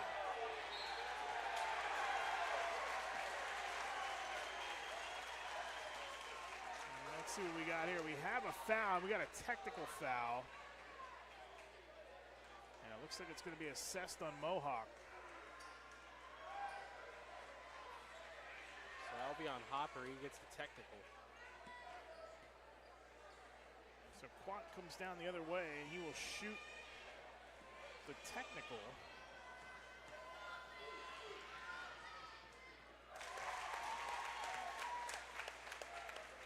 Not sure, we were screened out from that. Not sure if he said something. Fadden, after the foul, as customary what players will do, Quat makes both, shot the ball. I don't know if Hopper said something or what the case was. They've gone now to Drew Rona off the bench as Hopper has 4. So that escalated quickly as far as fouls go.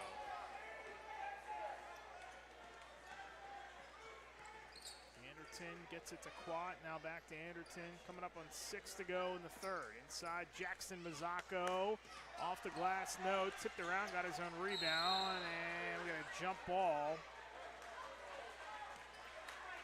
Arrow's gonna favor Mohawk with 6:06 to go in the third.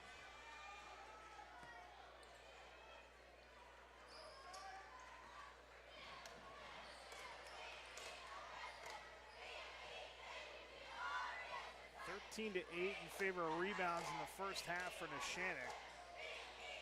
Fadden takes a 3, short, rebound, Lancers. Quat kicks it out.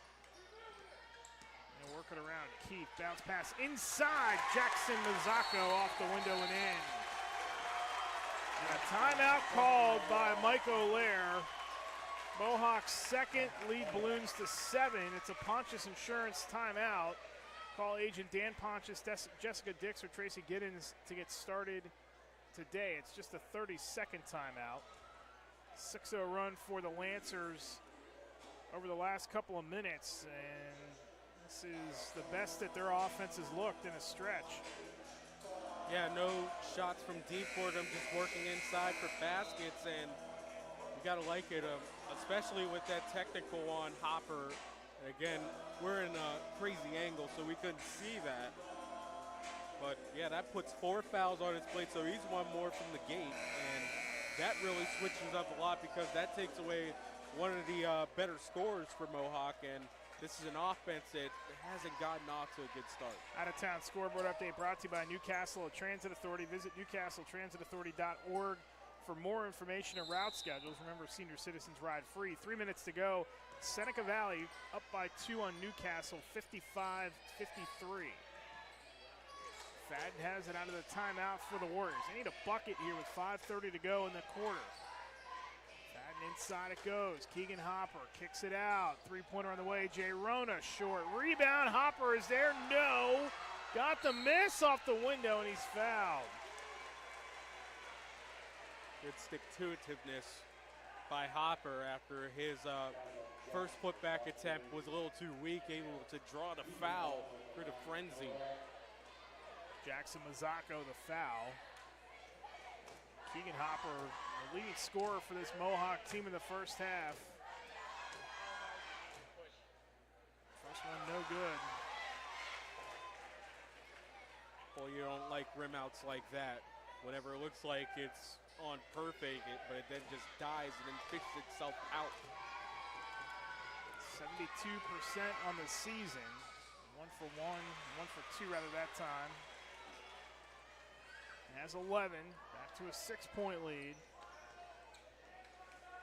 It's the two Ronas, Fadden, Nail, and Hopper for Mohawk. On the other end, it's Keith, Quat, Bonner, Jackson Mazzocco, and Anderton. Keith, little wraparound. Jackson Mazzocco, and again, in that paint, he's becoming a force in this game in the paint. Floater by Fadden, tough angle for Bobby Fadden to get that to go. He's got 10. He's been hitting tough shots all night. He's had to work inside for all of it.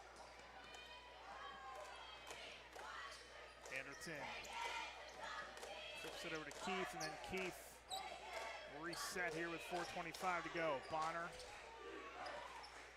Keith again, Mazzocco.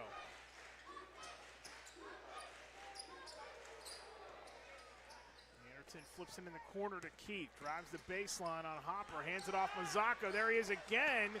Jackson had that one blocked. And it's going to stay with Neshannock with 4:06 to go in the quarter. Like Keith's attack from the baseline, he set it up with the jab step and then sped past his defender. Just good recovery by Mohawk inside.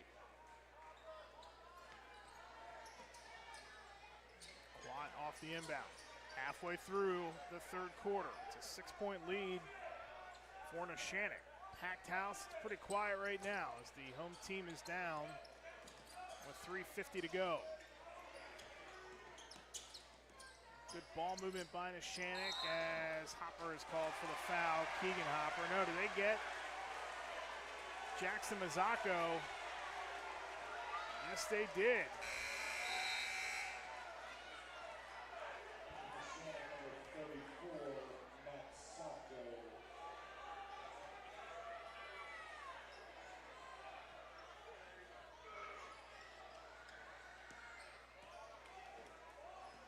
So 6-point lead, and Mohawk can cut that in half. Sopko back into the game for the Lancers. Nail all alone. Nail in the rebound. There's Sopko right away.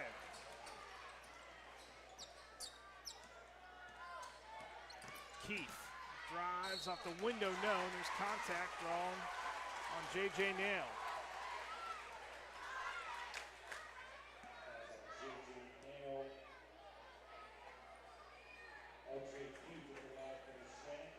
LJ Keith will shoot 2. That is the 4th on Mohawk here in the quarter. So one more, and we're in a bonus as Keith misses the front end.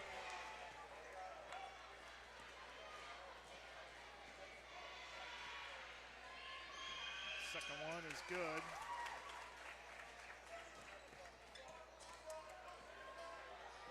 7-point margin for Neshannock with 3:10 to go. Fadden. Hopper. Tied up, trying to feed Nail, and he turns it over. Foul's going to be on Hopper. He managed to reach in as they were advancing forward. That's going to be the 5th on Mohawk with 2:58 left. This bench is getting kind of short for Mike O'Leary's side.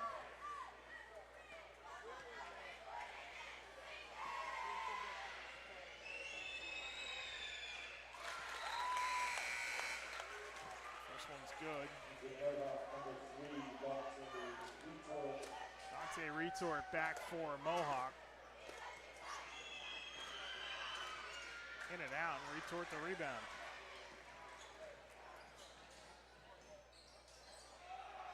Fadden again, and he gets another one to go.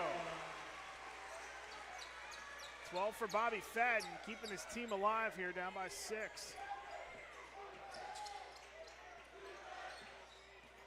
Watt shakes loose, drives off the window, Rona the rebound. Jay to Fadden. And Fadden is fouled.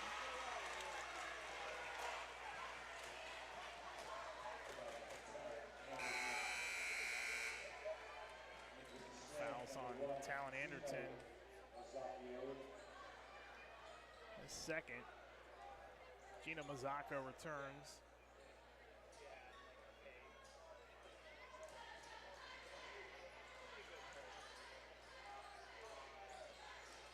Fadden, 2:23 to go.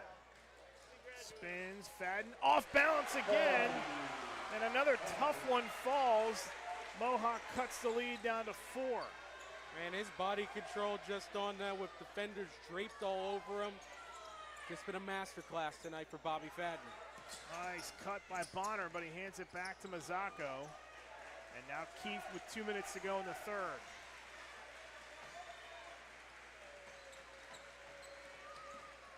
Keith drives, hands it off to the corner. Keith still has it, I beg your pardon. Now to Anderton, three-pointer on the way. That is good for Talon Anderton. And a timeout with 1:41 to go in the third quarter, and it's back up to a 7-point lead for Neshannock. It's still a 30-second timeout. Pontius Insurance timeout. Visit PontiusInsurance.com to request a quote for auto, home, business, or life insurance. On that last play, Anderton was bumped off his stride by Mohawk, and he had to give it over to Keith, but he kept on working as he looped around the baseline. No Warrior followed him, and that was just an easy three-point attempt for Neshannock.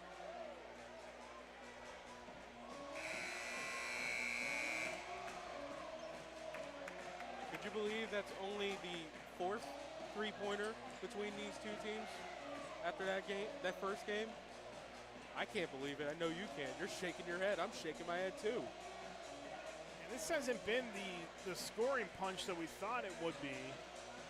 This hasn't been the shooting exhibition we thought it would be. There's been spurts, but it's been a low-scoring, kind of grinded-out style of game. And you know, one way you can slow a team like Mohawk that shoots the ball is take the air out of it. That's what Neshannock did in the first half. Every possession is a value here now if you're Mohawk. I know it's still the fourth quarter to go. Hopper trying to find Nail, and he does. Up top, Drew Rona for 3. No. Rebound, and it's Bonner. Anderton, Quat, Bonner, Keith, and Gino Mazzocco for Neshannock. 1:05 to go in the third. 7-point lead for the Lancers. Mazzocco up top, Bonner, 3 on the way, yes! 10-point lead, and Mohawk almost turns it back over with 50 seconds to go. 25 seconds left over at Newcastle. It's a 1-point lead for Seneca Valley at 61-60. Again, that Scoreboard update brought to you by the Newcastle Transit Authority. Visit newcastletransit.org for more information. Win or go home if you're Newcastle down by 1 with 23 seconds left.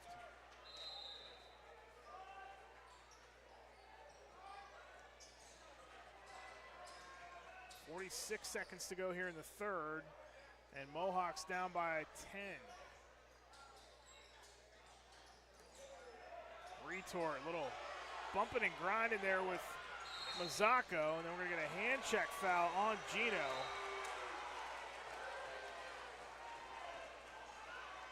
Referee feels like it's fine with initial bumps, but once you put a hand on it, that's what they're going to call it. I think back to Anderton on that three-pointer. They allowed a bump by Mohawk and kept the play going. These are big free throws here from Mohawk. Fadden front ends the first.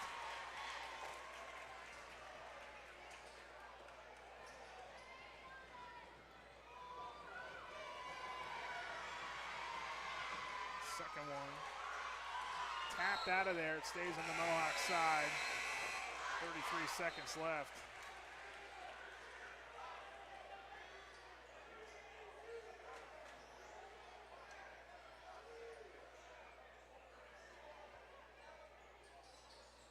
Both teams at the 5 foul mark.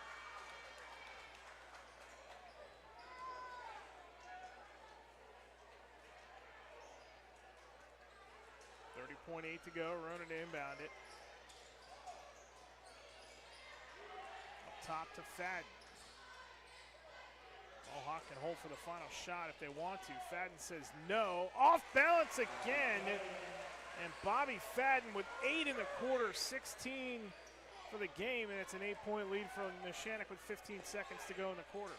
That's a special play. Off balance and able to fade parallel to the lane. Unbelievable. Keith, Quat, down to 4. Has to fire an off-balance 3. It's no good. Hopper, the rebound, launches it and hits the top of the backboard. We'll go to the fourth. 8-point lead for Neshannock. You're watching boys high school basketball on the Lawrence County Sports Network, powered by LCAP. I think the key to any attorney-client relationship is trust. My father told me a long time ago, the definition of personal integrity, it's really simple. Do what you say you're going to do. At LGKG, we've been doing that for over 80 years. When you're looking for quality concrete services, contact the experienced professionals at Doran Concrete. Our company is family, locally owned and operated, and has been serving the community for over 30 years. Get residential or commercial concrete services for any size job. Our skilled professionals offer prompt and reliable services at an affordable price. We believe in the principles of honesty, integrity, and reliability. Get in touch with us for exceptional concrete services at prices that you can afford. Tired of gasoline costs? Why drive? Let the Newcastle Transit Authority take you where you want to go. Serving the city of Newcastle and stops throughout Lawrence County, as well as weekday service to Pittsburgh. Public transportation just makes sense. Why drive when you can relax and ride? For more information or for route schedules, log on to newcastletransit.org. The Newcastle Transit Authority, going your way. And remember, senior citizens ride free.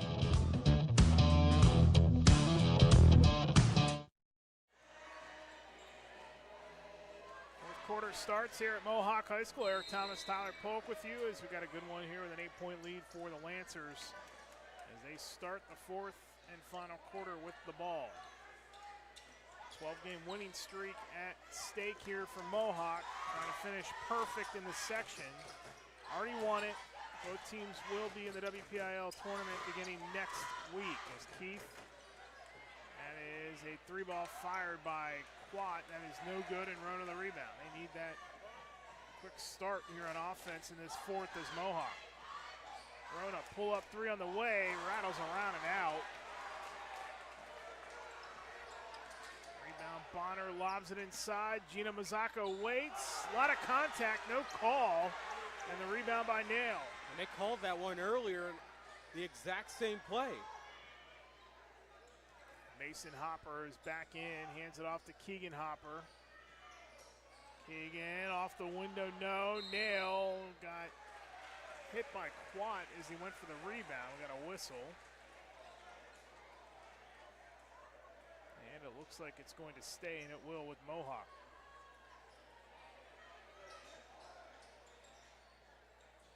Up top it goes to Fadden. Minute gone in the fourth. Fadden drives. Nice adjustment, and Bobby Fadden once again gets it to go, keeping his team alive in this game, down by 6. He's on a mission tonight. Quickly, Neshannock gets the ball down the floor. Mazzocco finds Bonner. Bonner drives, fouled by Keegan Hopper. Yeah, gotta call that one. Chop across both arms on defense, an easy foul to call. Second on Keegan Hopper, first on Mohawk here in the fourth. It was a shooting foul, so Bonner's first is no good.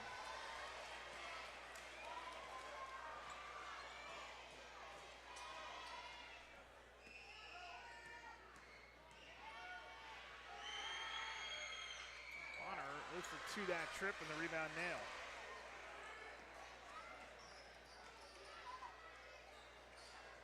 To the corner, and Keegan Hopper will take it down the lane or down the baseline. Now to Nail. Mason Hopper, open 3. Got it! Playing with 4 fouls, the right time for a 3 ball. It's down to a 3-point lead. Keith the other way. Contact again, and LJ Keith. What a double pump on that. He might arguably got fouled on that, but he still hung in there for it.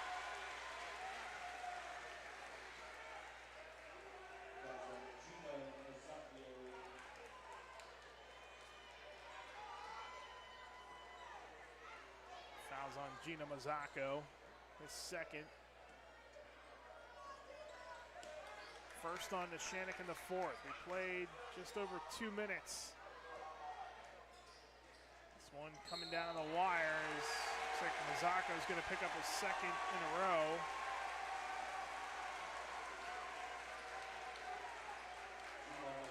Gotta watch your arms up on the drive. Anytime that goes up in a player's face, they're gonna draw that head back either by force or trying to get that foul on you. Rono looks to inbound, finds Nail. A lot of contact again. Nail trying to dump that off, but it's tipped out of his hands and out of bounds. Stays on the Mohawk side. Hopper might have accidentally knocked down Gino Mazzocco as he was trying to get up.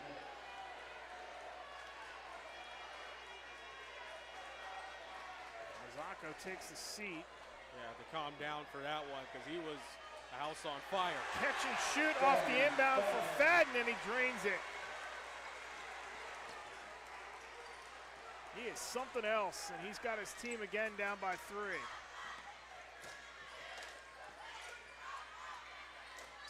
What happens over the next 5:31? Right now we got a foul on Fadden.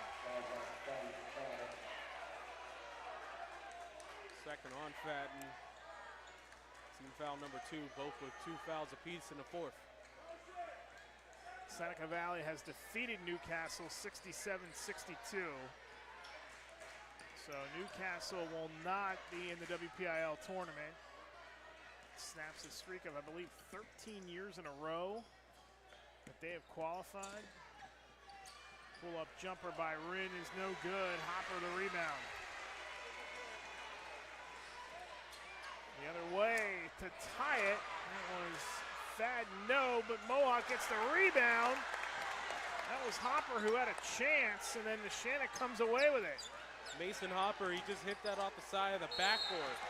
And there's an injured Lancer back the other way. It's Talon Anderton, and that's big.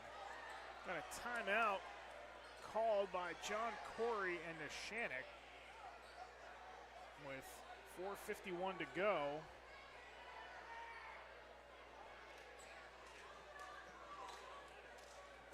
You see him discussing here with one of the assistants. It's only a 30-second timeout. So out-of-town scoreboard update. And again, Newcastle loses tonight to Seneca Valley, 67-62. So they are not going to get that last berth.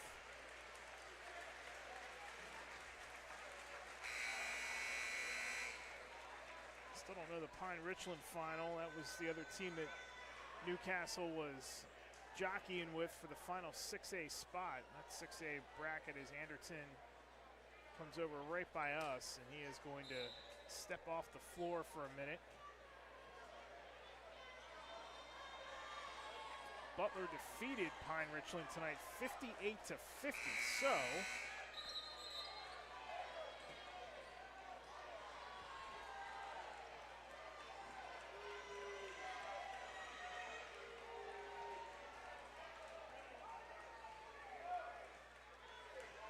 check on that here in a second. Butler defeats Pine Richland tonight 58-50. Out of town scoreboard brought to you by Newcastle Transit Authority. Visit newcastletransitauthority.org for more information, and don't forget that seniors ride for free. And there is the three ball by Wren. That is short. Rebound poked out of there to Bonner. Deep three by Quad. Yes!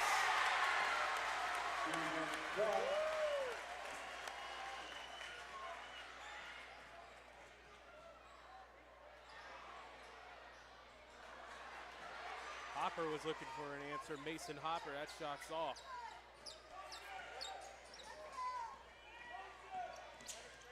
There's Quad again, 6-point lead. Bonner. Quad drives, little off balance, no, and Mason Hopper the rebound. Wow, look at that move. For the bucket and foul once again. He is keeping his team alive in this game. Give me a replay on that one. He just dipsy-doodled underneath two defenders and then managed to get a leaner off in the lane. That's incredible. Like, that's a different play by Bobby Fadden. And he can't connect on the three-point attempt. Foul again. The foul is going to be on Mason Hopper, so he is done. Anderton is right behind us in the broadcast booth trying to work it off here as he's getting stretched out. Second time they went back after as he was running off a little bit. So Mason Hopper is out. Fouls out with 5 points. 3.5 to go. It's a 4-point lead for Neshannock. Bonner and one!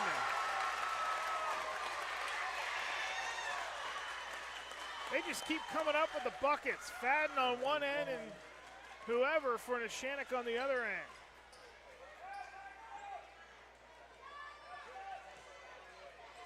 It's just anything you can do, I can do better at this point. Don Corey comes over to check on one of his best players, Anderton, who's still being tended to near us as Fadden comes back the other way. His team down by 7.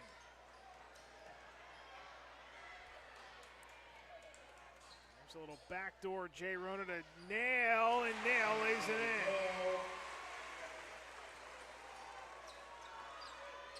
Everyone's gotten answers so far in the last few stops down the floor. 5-point lead for Neshannock with 3 minutes to go. Bonner, Keith, back to Bonner. Bonner drives in traffic, left it short, and Fadden the rebound. And he is fouled from behind. While we have a minute to tell you about that Newcastle situation, so because Pine Richland lost at Butler and Seneca Valley beat Newcastle, it forced a 3-way tie for 4th place. Pine Richland qualifies because they had a 3-1 head-to-head record against Seneca, 3-1 head-to-head record against those other teams. Seneca Valley's eliminated, Newcastle's eliminated. So Pine Richland wins the final spot in 6A. Another turnover by Mohawk, and the other way we got a lot of contact. They win the tiebreaker and get in the tournament because Newcastle, even though they lost and Newcastle lost, the tiebreaker situation favors the Rams. So Newcastle officially out. Pine Richland is your last team in 6A.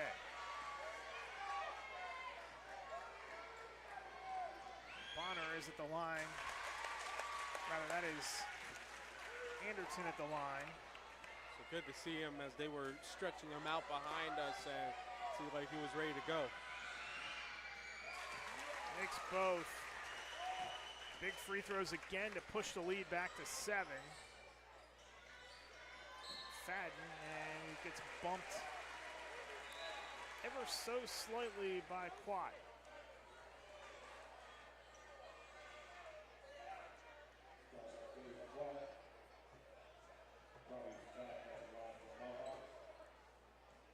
Fadden will shoot.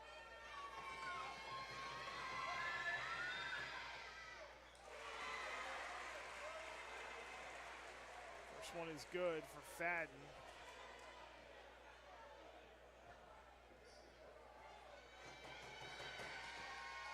Fadden gets a second one to rim in.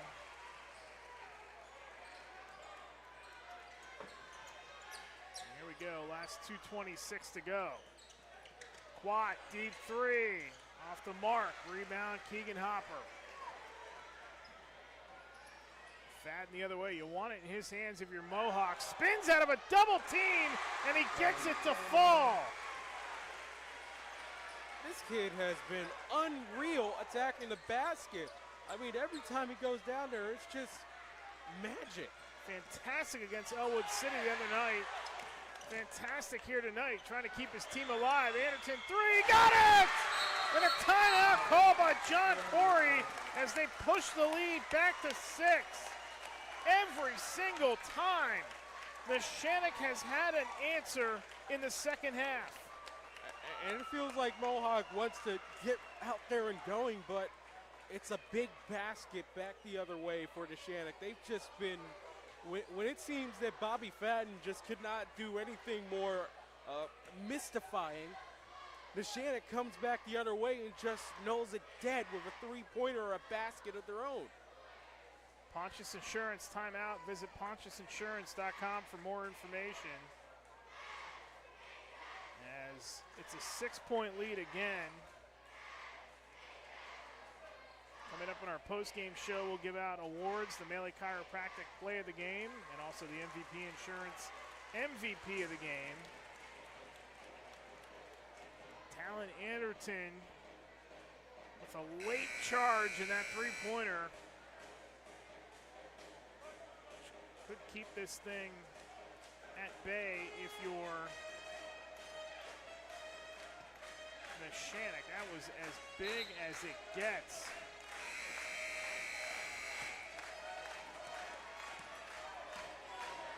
Fourth three-pointer of the second half for Neshannock after they only made 2 the entire first half. And now Fadden and company find themselves back down by 6 with 1:52 to go.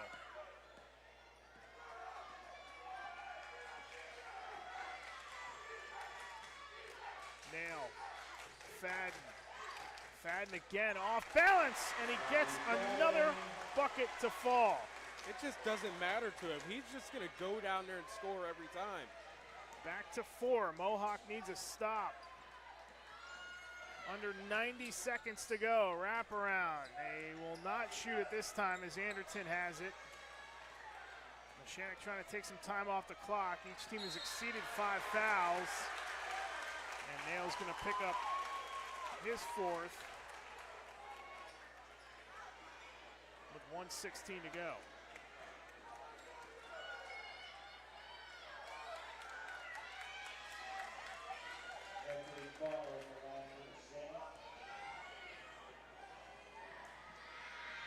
Bonner, first one, no. This is what Mohawk needs. They need a second miss and a possession where they can cut this thing down to 1 if possible. Bonner 0 for 2 in the rebound. Fadden. Just what the doctor ordered. Fadden the other way. Fadden out to Hopper for 3. In and out. Rebound Anderton.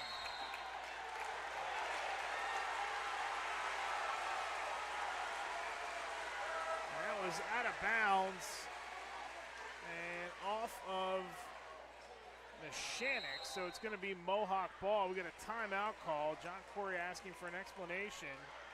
Also a full, it looks like. Yep, this is a full timeout. We need to take a timeout as well. 1:04 to go. 4-point lead for Neshannock. This is boys high school basketball on the Lawrence County Sports Network, powered by LCAP. At Medore Bonner Law, we're more than just attorneys. We're your community partners. With a combined experience that spans decades, attorneys Jason Medore, Michael Bonner, and Greg Rosatelli are your trusted advisors for all legal matters. From personal injury to estate planning, business law to family disputes, we are here to guide you through every step of the legal process. Our full-service, community-based approach ensures that you're not just a client, but a valued member of our family. Give us a call or visit us online at MedoreBonnerLaw.com for more information.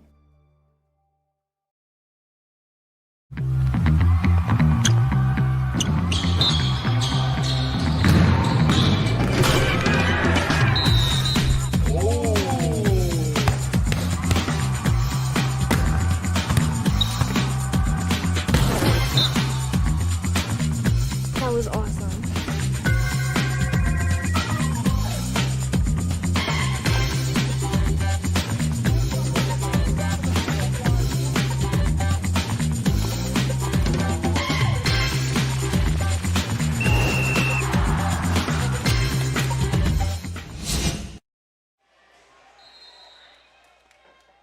To go, and off the inbound it will be Fadden catching and shooting again, and he connects again. It's down to 2 with 1 minute to go. Mohawk does not need to foul. They can play defense here for at least a handful here and try to get a stop on the ball back. And Rona is going to pick up the foul.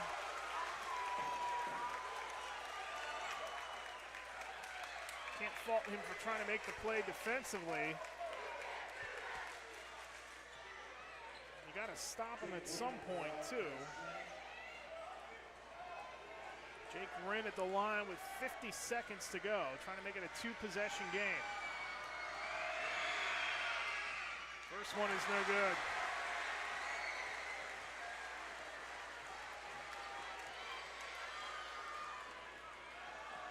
Timeout situation, each team with 2 left. We're in the second one is good. It's still just a 1-possession game. And we are going to get one of those final 2 timeouts for Neshannock with 50 seconds to go. So they will have 1 left. It's a minute timeout. We'll take another one as well. You're watching boys high school basketball coverage on the Lawrence County Sports Network, powered by LCAP. I love what I do because coming in every day is different. How can you not enjoy these kids coming up and hugging you and giving you these great smiles all throughout the day? You guys ready? Seeing the progress that our kids make every single day is one of the reasons I love coming to school. What should we do? We have fun. LCAP Early Learning Centers is hiring. Help empower young minds in Lawrence County and become a superhero today. Apply at lcap.org. GEM building contractors and developers have a proven record of performance on any size project. They bring value, local craftsmanship, expert management to meet any challenge. From design construction, from inspection to budget estimation, GEM Builder has been building our community for 70 years. 50 seconds to go. It's a 3-point lead for Neshannock. After that, 1 of 2 at the line for Wren made it still just a 1-possession game. What are you drawing up here for Mohawk? Simple. It's Bobby Fadden because he's on a mission and he ain't missing. He's like mellow right now. Has not hit a 3 tonight. All of his field goals are 2-pointers. He's got 30. At this point, why not let it fly? Because at least in terms of inside baskets, he's on fire. Rona gets it to Nail. Drew Rona's out there as well. They get it in the hands of Fadden. He goes to the bucket. Fadden is fouled. And Bobby Fadden will shoot 2 with 39 seconds to go. Good off-ball screen set up, that drive from the right for Fadden as he slithered his way into the lane. And it's simple plays right now for Mohawk that they're just trying to get the ball to. That was just a simple off-ball screen. This is still going to be a one-possession game, whether Fadden is 2 for 2 or not. Fadden, as we have said, 82%. Has only missed one tonight from the line. It's a 2-point lead now. Second one is good. 34 for Fadden tonight. Again, Mohawk does not have to foul just yet. They can play defense down to 30 seconds. Drew Rona guarding Anderton. Trying to still get a stop without fouling. They can, and Jay Rona will step up and foul. That is his fourth. Now, critical here because 2 makes, it's still a one-possession game with 17 seconds left. So Mohawk wanted to make sure that they left themselves enough time. And they gave the foul to Nails, so that'll do it for him. In fact, I correct myself, has 32 now. That foul was on Nail, you are correct, and he is out as well. Ends the night with 4 points.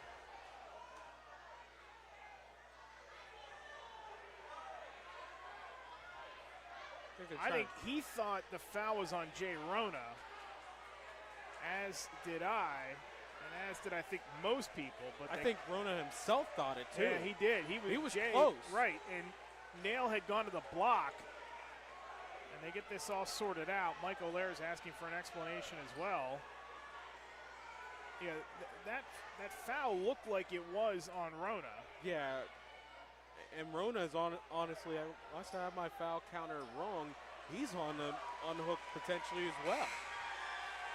So that brings in Joey Nail in place of JJ Nail.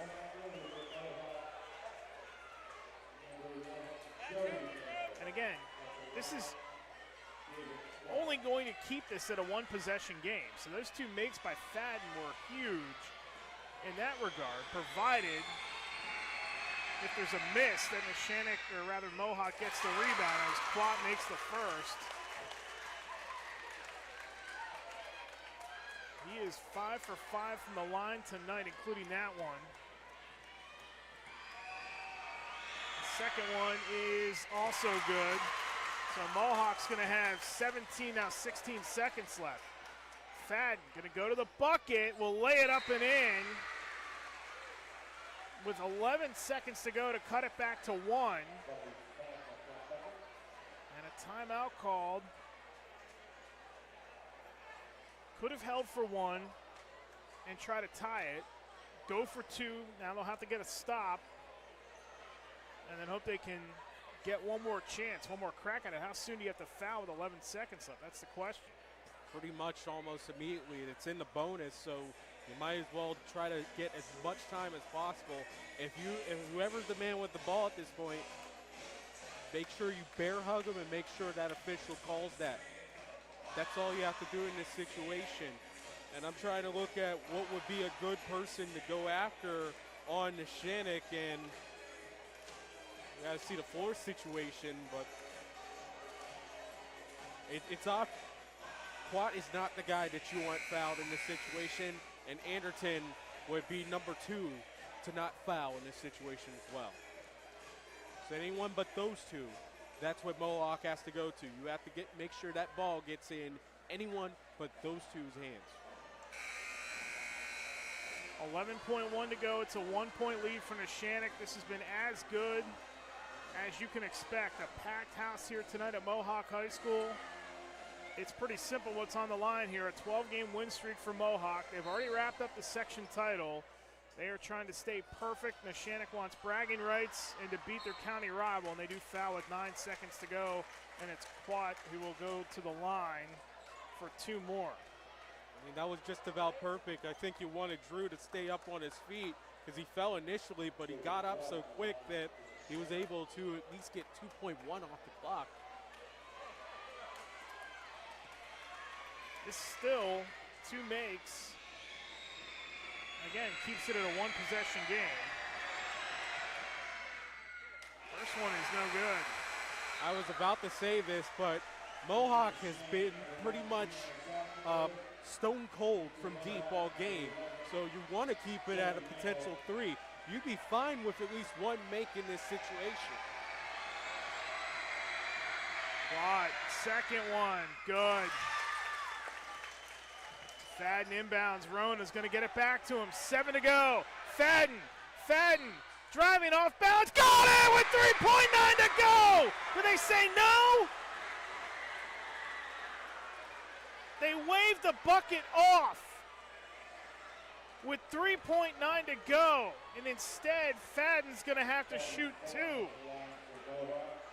Oh my God, that's his patented leaner that he's hit all night. You'd rather it be this, but he's also been great at the line.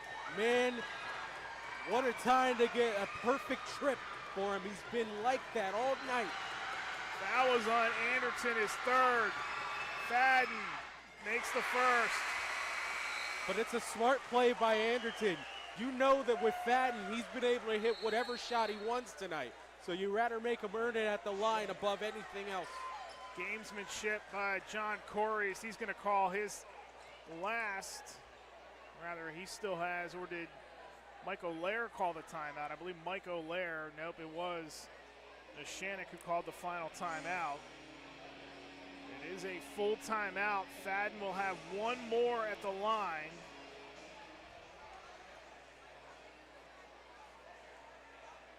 Fadden is 7 of 9 at the line. A chance to tie it. Now, Neshannock is going to have a chance to win it.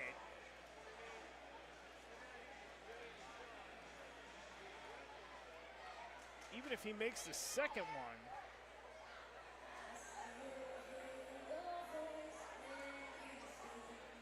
They're still going to have 3.9 to go.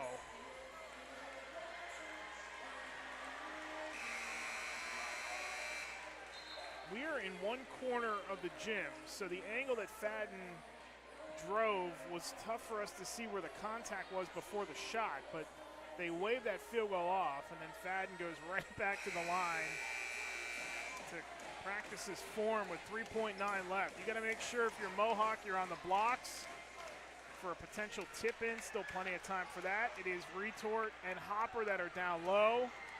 Fadden one more to try to tie this thing up. Fadden, and he got it. 3.9 to go, and a timeout called by Mike O'Lear, so they're calling their final timeout as Mohawk. Neshannock is going to have one crack to win this thing with 3.9 to go. You got to figure either Quat or Anderton's got to get the ball, right? Yeah, at this point, I would put it in Anderton's hands right now because he's been pretty good from deep, but Quad also has 2 3-pointers. They both have them.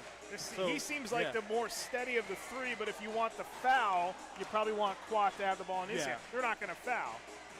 I think they'll try to defend the 3-pointer, but man, you better stick to your man like glue if you're Mohawk in this situation, and you better be giving all the praise, all the thanks, and all the post-game pizza to Bobby Fadden if they win this game, because he has been, he's not even a superstar. He's been out of this world. He's been galactic towards their hopes tonight. He has 50% of the production here tonight for Mohawk. He has been sensational again tonight. This kid needs to be an all-state player without question. This is an all-state performance, and man, if this is how Mohawk gets that undefeated section record, this is going to be a performance that everybody will remember for years, decades, millenniums. Here we go with 3.9 to go. So Neshannock has all 3.9 seconds left. They will have one more crack at it. They look long, they get it inbounds.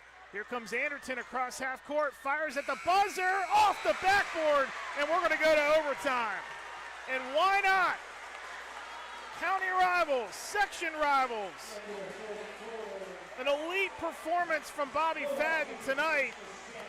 And we're going to get some extra basketball here at a packed Mohawk High School. Warriors either going to go perfect in the section and win their 13th in a row. Neshannock going to play spoilers, but we're going to have to do it in overtime to find out. What a game.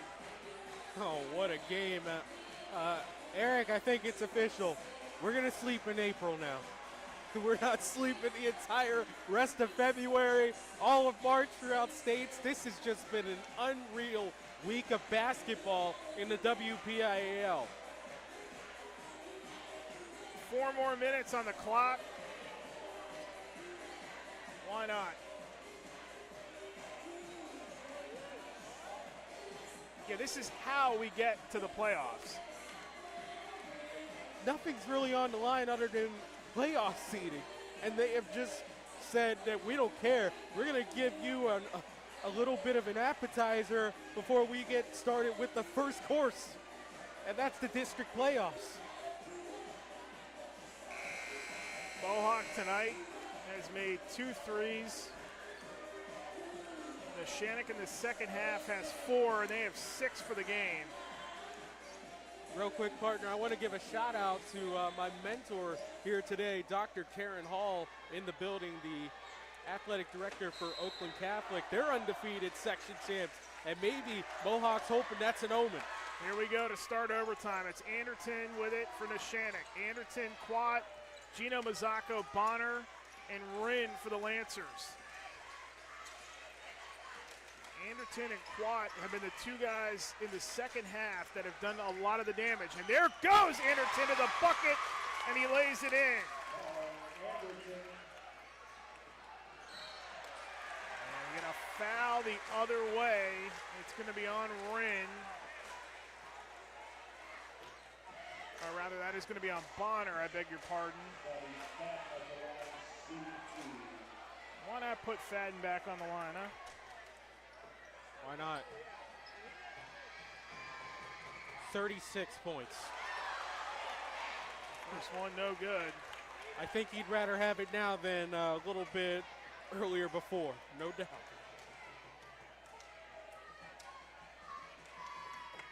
Entire student section still standing here at Mohawk, and Fadden misses both, but Mohawk gets the rebound. It's Hopper with it. Kicks it out. There is Fadden for 3. No. Retort skies in there. We get a over the back on Retort. And we will go the other way with 3:25 to go in overtime. Fadden trying from deep. Why not? 38 3-pointers this season coming into tonight's game.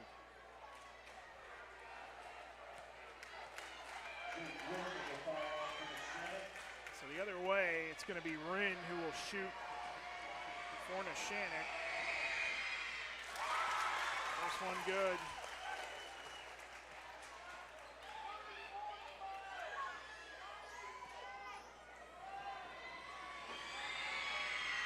Second one good. Now a little pressure applied by Neshannock. Up ahead to Fadden again.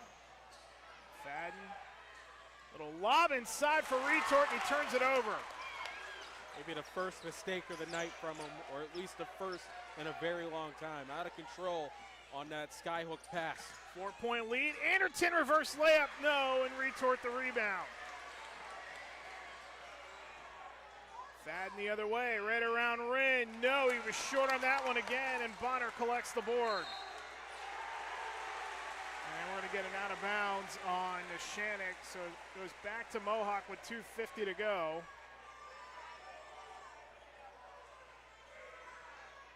We have been here for Fadden's 2 best performances. He was spectacular against Elwood City, a night where Joe Rott scored 52. And there's a 3. It's Drew Rona who comes up with a 3 at the right time. They've struggled all night. It's back to a 1-point lead for Neshannock with 2.5 to go inside Mazzacco. Back out to Rinn. Fadden pokes it out of bounds, stays with the Lancers, 2:33 to play. Boy, big shot by Drew Rona. Bonner, corner, Rinn for 3. Yes! Jake Rinn answers on the other end. Back to 4, Rona. A lot of dribbling by Jay, goes into the corner. looks like. Yes, it is. Once again, every single time they've needed an answer, Neshannock's come up with it. Man, they just kept on coming. Will not stop. Can't stop, won't stop. Jay Rona, by the way, that's his first point of the night.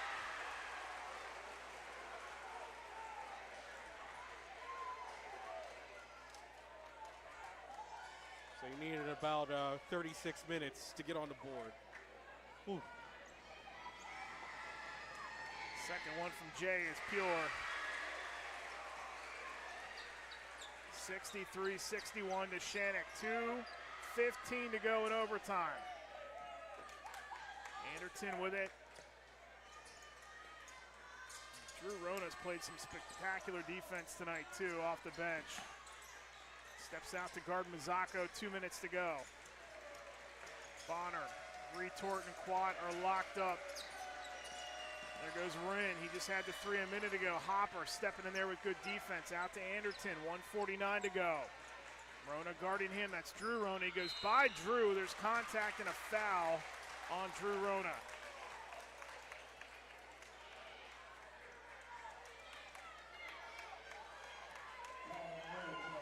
For Drew, that's his third. Anderton at the line.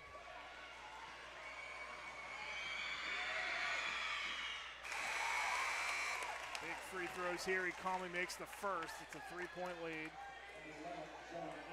Anderton tonight, 5 of 5 from the line.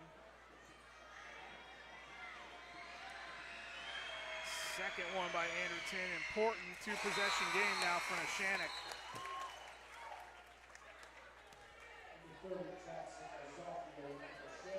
Jackson Mazzocco is back in for the Lancers. Still plenty of time. Jay Rona is going to let that ball come up near half court before he picks it up. Fadden missed his couple of shots here in overtime. Fadden goes back the other way. A little scoop and score for Bobby Fadden. Cuts it down to 2 with 1:25 to play. He's been Mr. Fantastic for them all night. When they need a basket, he's there. Bonner. And bumped by Fadden. Goes by him to the corner. Wren for 3. No. Rebound loose. Drew Rona taps it out of there into the backcourt. Wren runs it down. Dangerously up on the sideline. He turns it over. Here comes Jay Rona the other way. Jay with Drew. Tried to feed it to him. It's knocked out of bounds. It stays with Mohawk. 59.5 to play. Man, he's trying that jump pass. I wonder if he didn't get up in the air, he could stay on the ground, fake that over, and then he would have got an opportunity for a shot. Nail right back to Rona for the lead. No, and the rebound controlled by Anderton.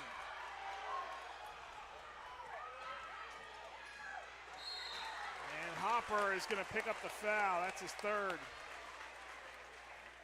47.8 to go. Again, it's still just a one-possession game, but the Lancers a chance here. Anderton's going to have a chance to make it a two-possession game again. 47.8 left.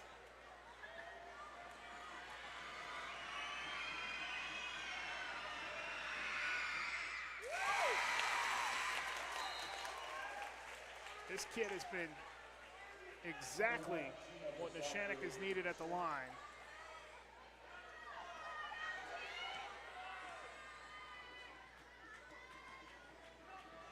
Has not missed tonight.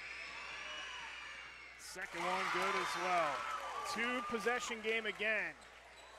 46 seconds to go. Fadden, and he is bumped by Anderton, and that's Anderton's fourth.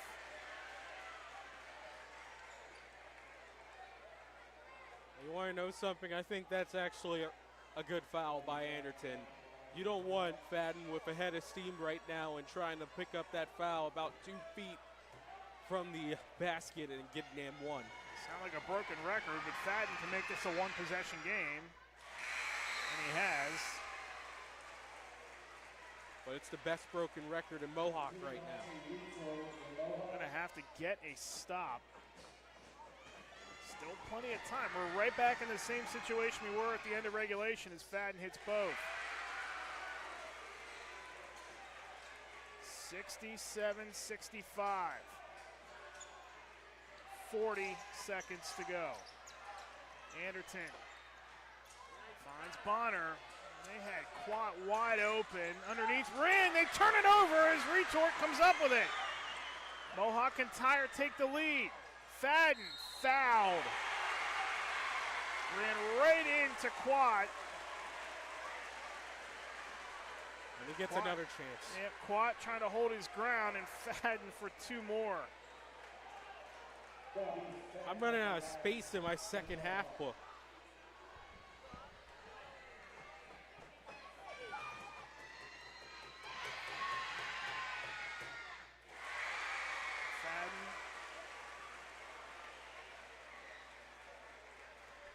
Chance to tie it with 25 to go. Not going to get a lot of credit tonight, but the minutes that Drew Rona has played and Fadden does tie it have been absolutely important for Mohawk in this game. He's been scrappy. Anytime that Neshannock had the ball, it's been a challenge against him. Rinn goes up over Fadden, gets the roll! Jake Rinn has been great in overtime, 13 for Mohawk. Now down to 10, Fadden. Fadden, fade from the baseline, well short, out of bounds. Back to Neshannock with 4, what do they call? They called a foul on Neshannock. Oh my goodness. It's tough to see from our vantage point. We're in the corner. The bench has gotten up, so we could not see the foul. And there is going to be a foul, it looks like, on Neshannock with 4.7 seconds left. My goodness, man. This game, just with so many twists and turns, it's like a Harry Potter book out here. Timeout called by Mohawk.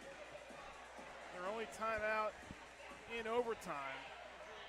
Now, I didn't see what the call was, and that's the issue here is, again, the gym is so packed that we've had to sit at one end of the floor tonight. We are actually at the very end of Neshannock's bench. So from our vantage point, it was tough to see what they called and what the deal is here because everybody stood up and we could not make out the situation. And normally we are seated just above the Mohawk bench here, but they needed the seats tonight. Yeah, they needed every bit of the seat here, and no one's left one yet. 2-point game for the Lancers.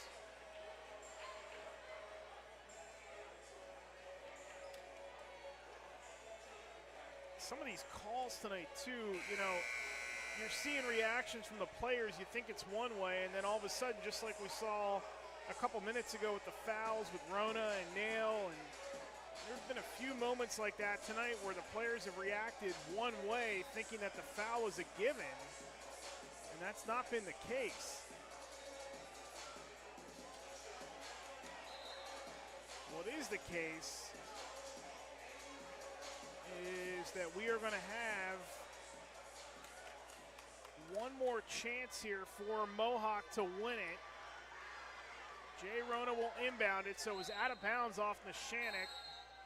And we're going to get John Corey calling his last and only overtime timeout after he sees what Mohawk was planning to do. Out-of-town scoreboard update brought to you by Newcastle Transit Authority. The only other game of any substance tonight, Newcastle falls to Seneca Valley tonight.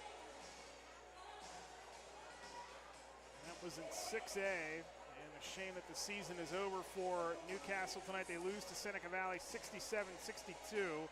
Pine Richland lost to Butler tonight as well, but because the Rams have the 3-1 record in the head-to-head tiebreaker, they get the final seed or spot in 6A. So the 6A field is complete. It does not include Newcastle. It's Central Catholic, North Allegheny, Butler, Pine Richland, Mount Lebanon, Baldwin, Upper St. Clair, and Cannon Mac.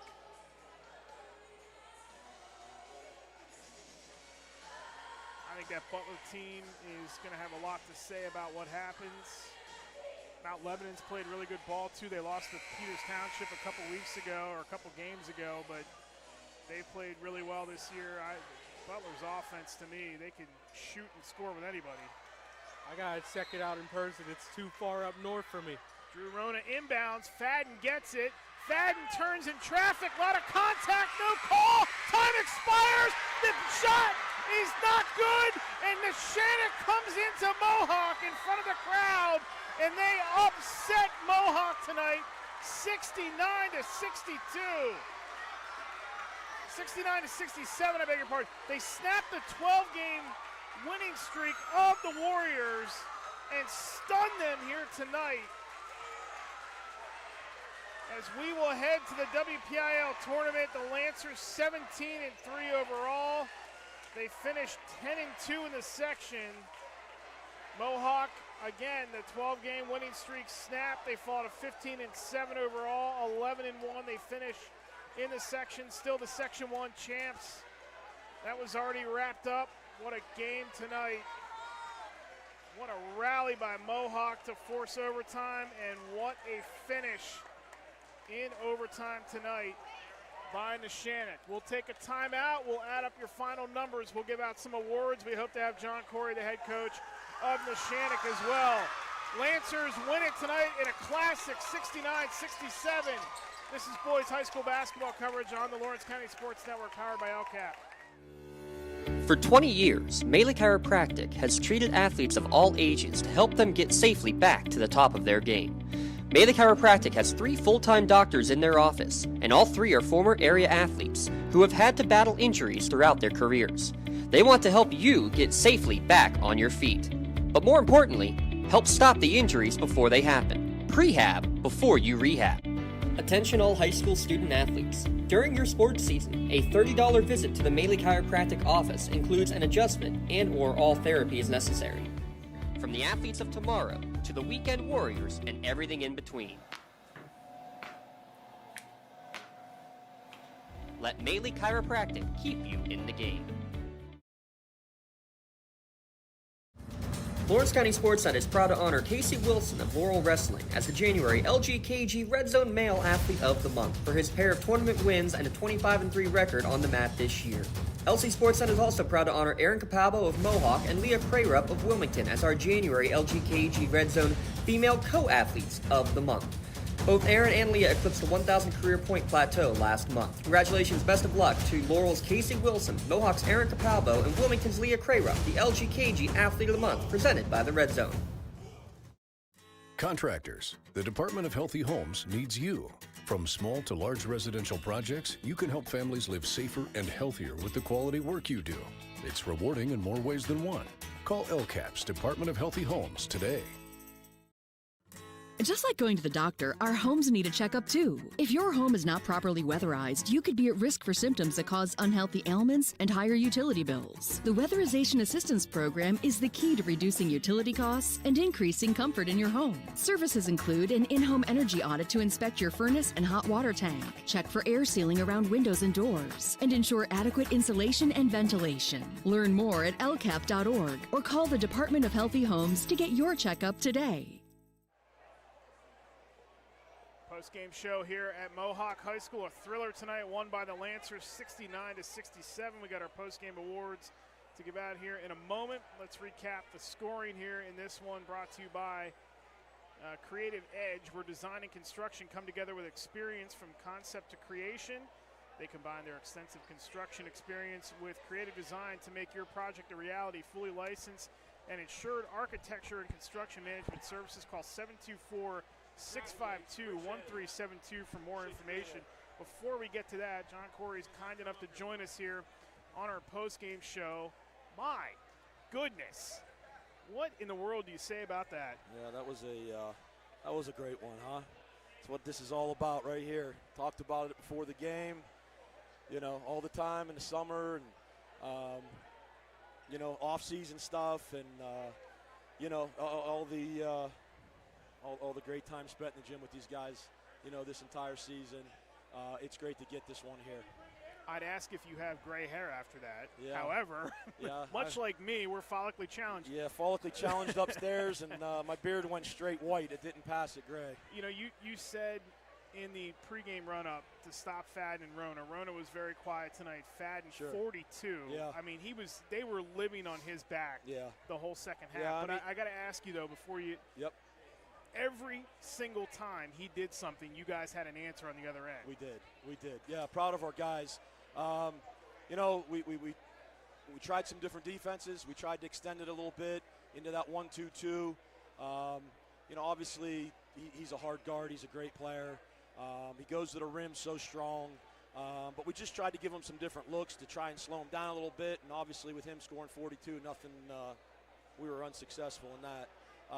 Like we talked about, you know, the big thing for me is the first quarter. You know, I told you that we needed to be really good in that first quarter defensively. I think we were up 12-8.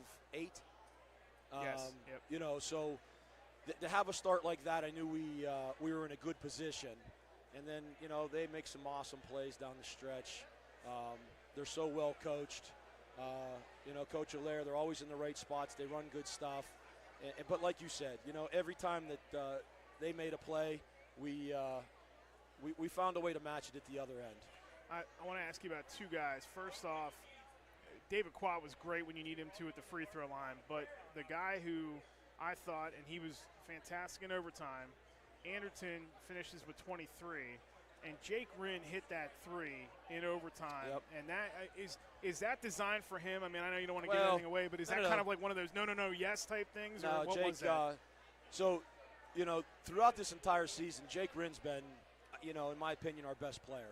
And it's not points, it's not assists, it's just consistency. And everything he brings to the table offensively and defensively for us, I would say that he's been our MVP this season.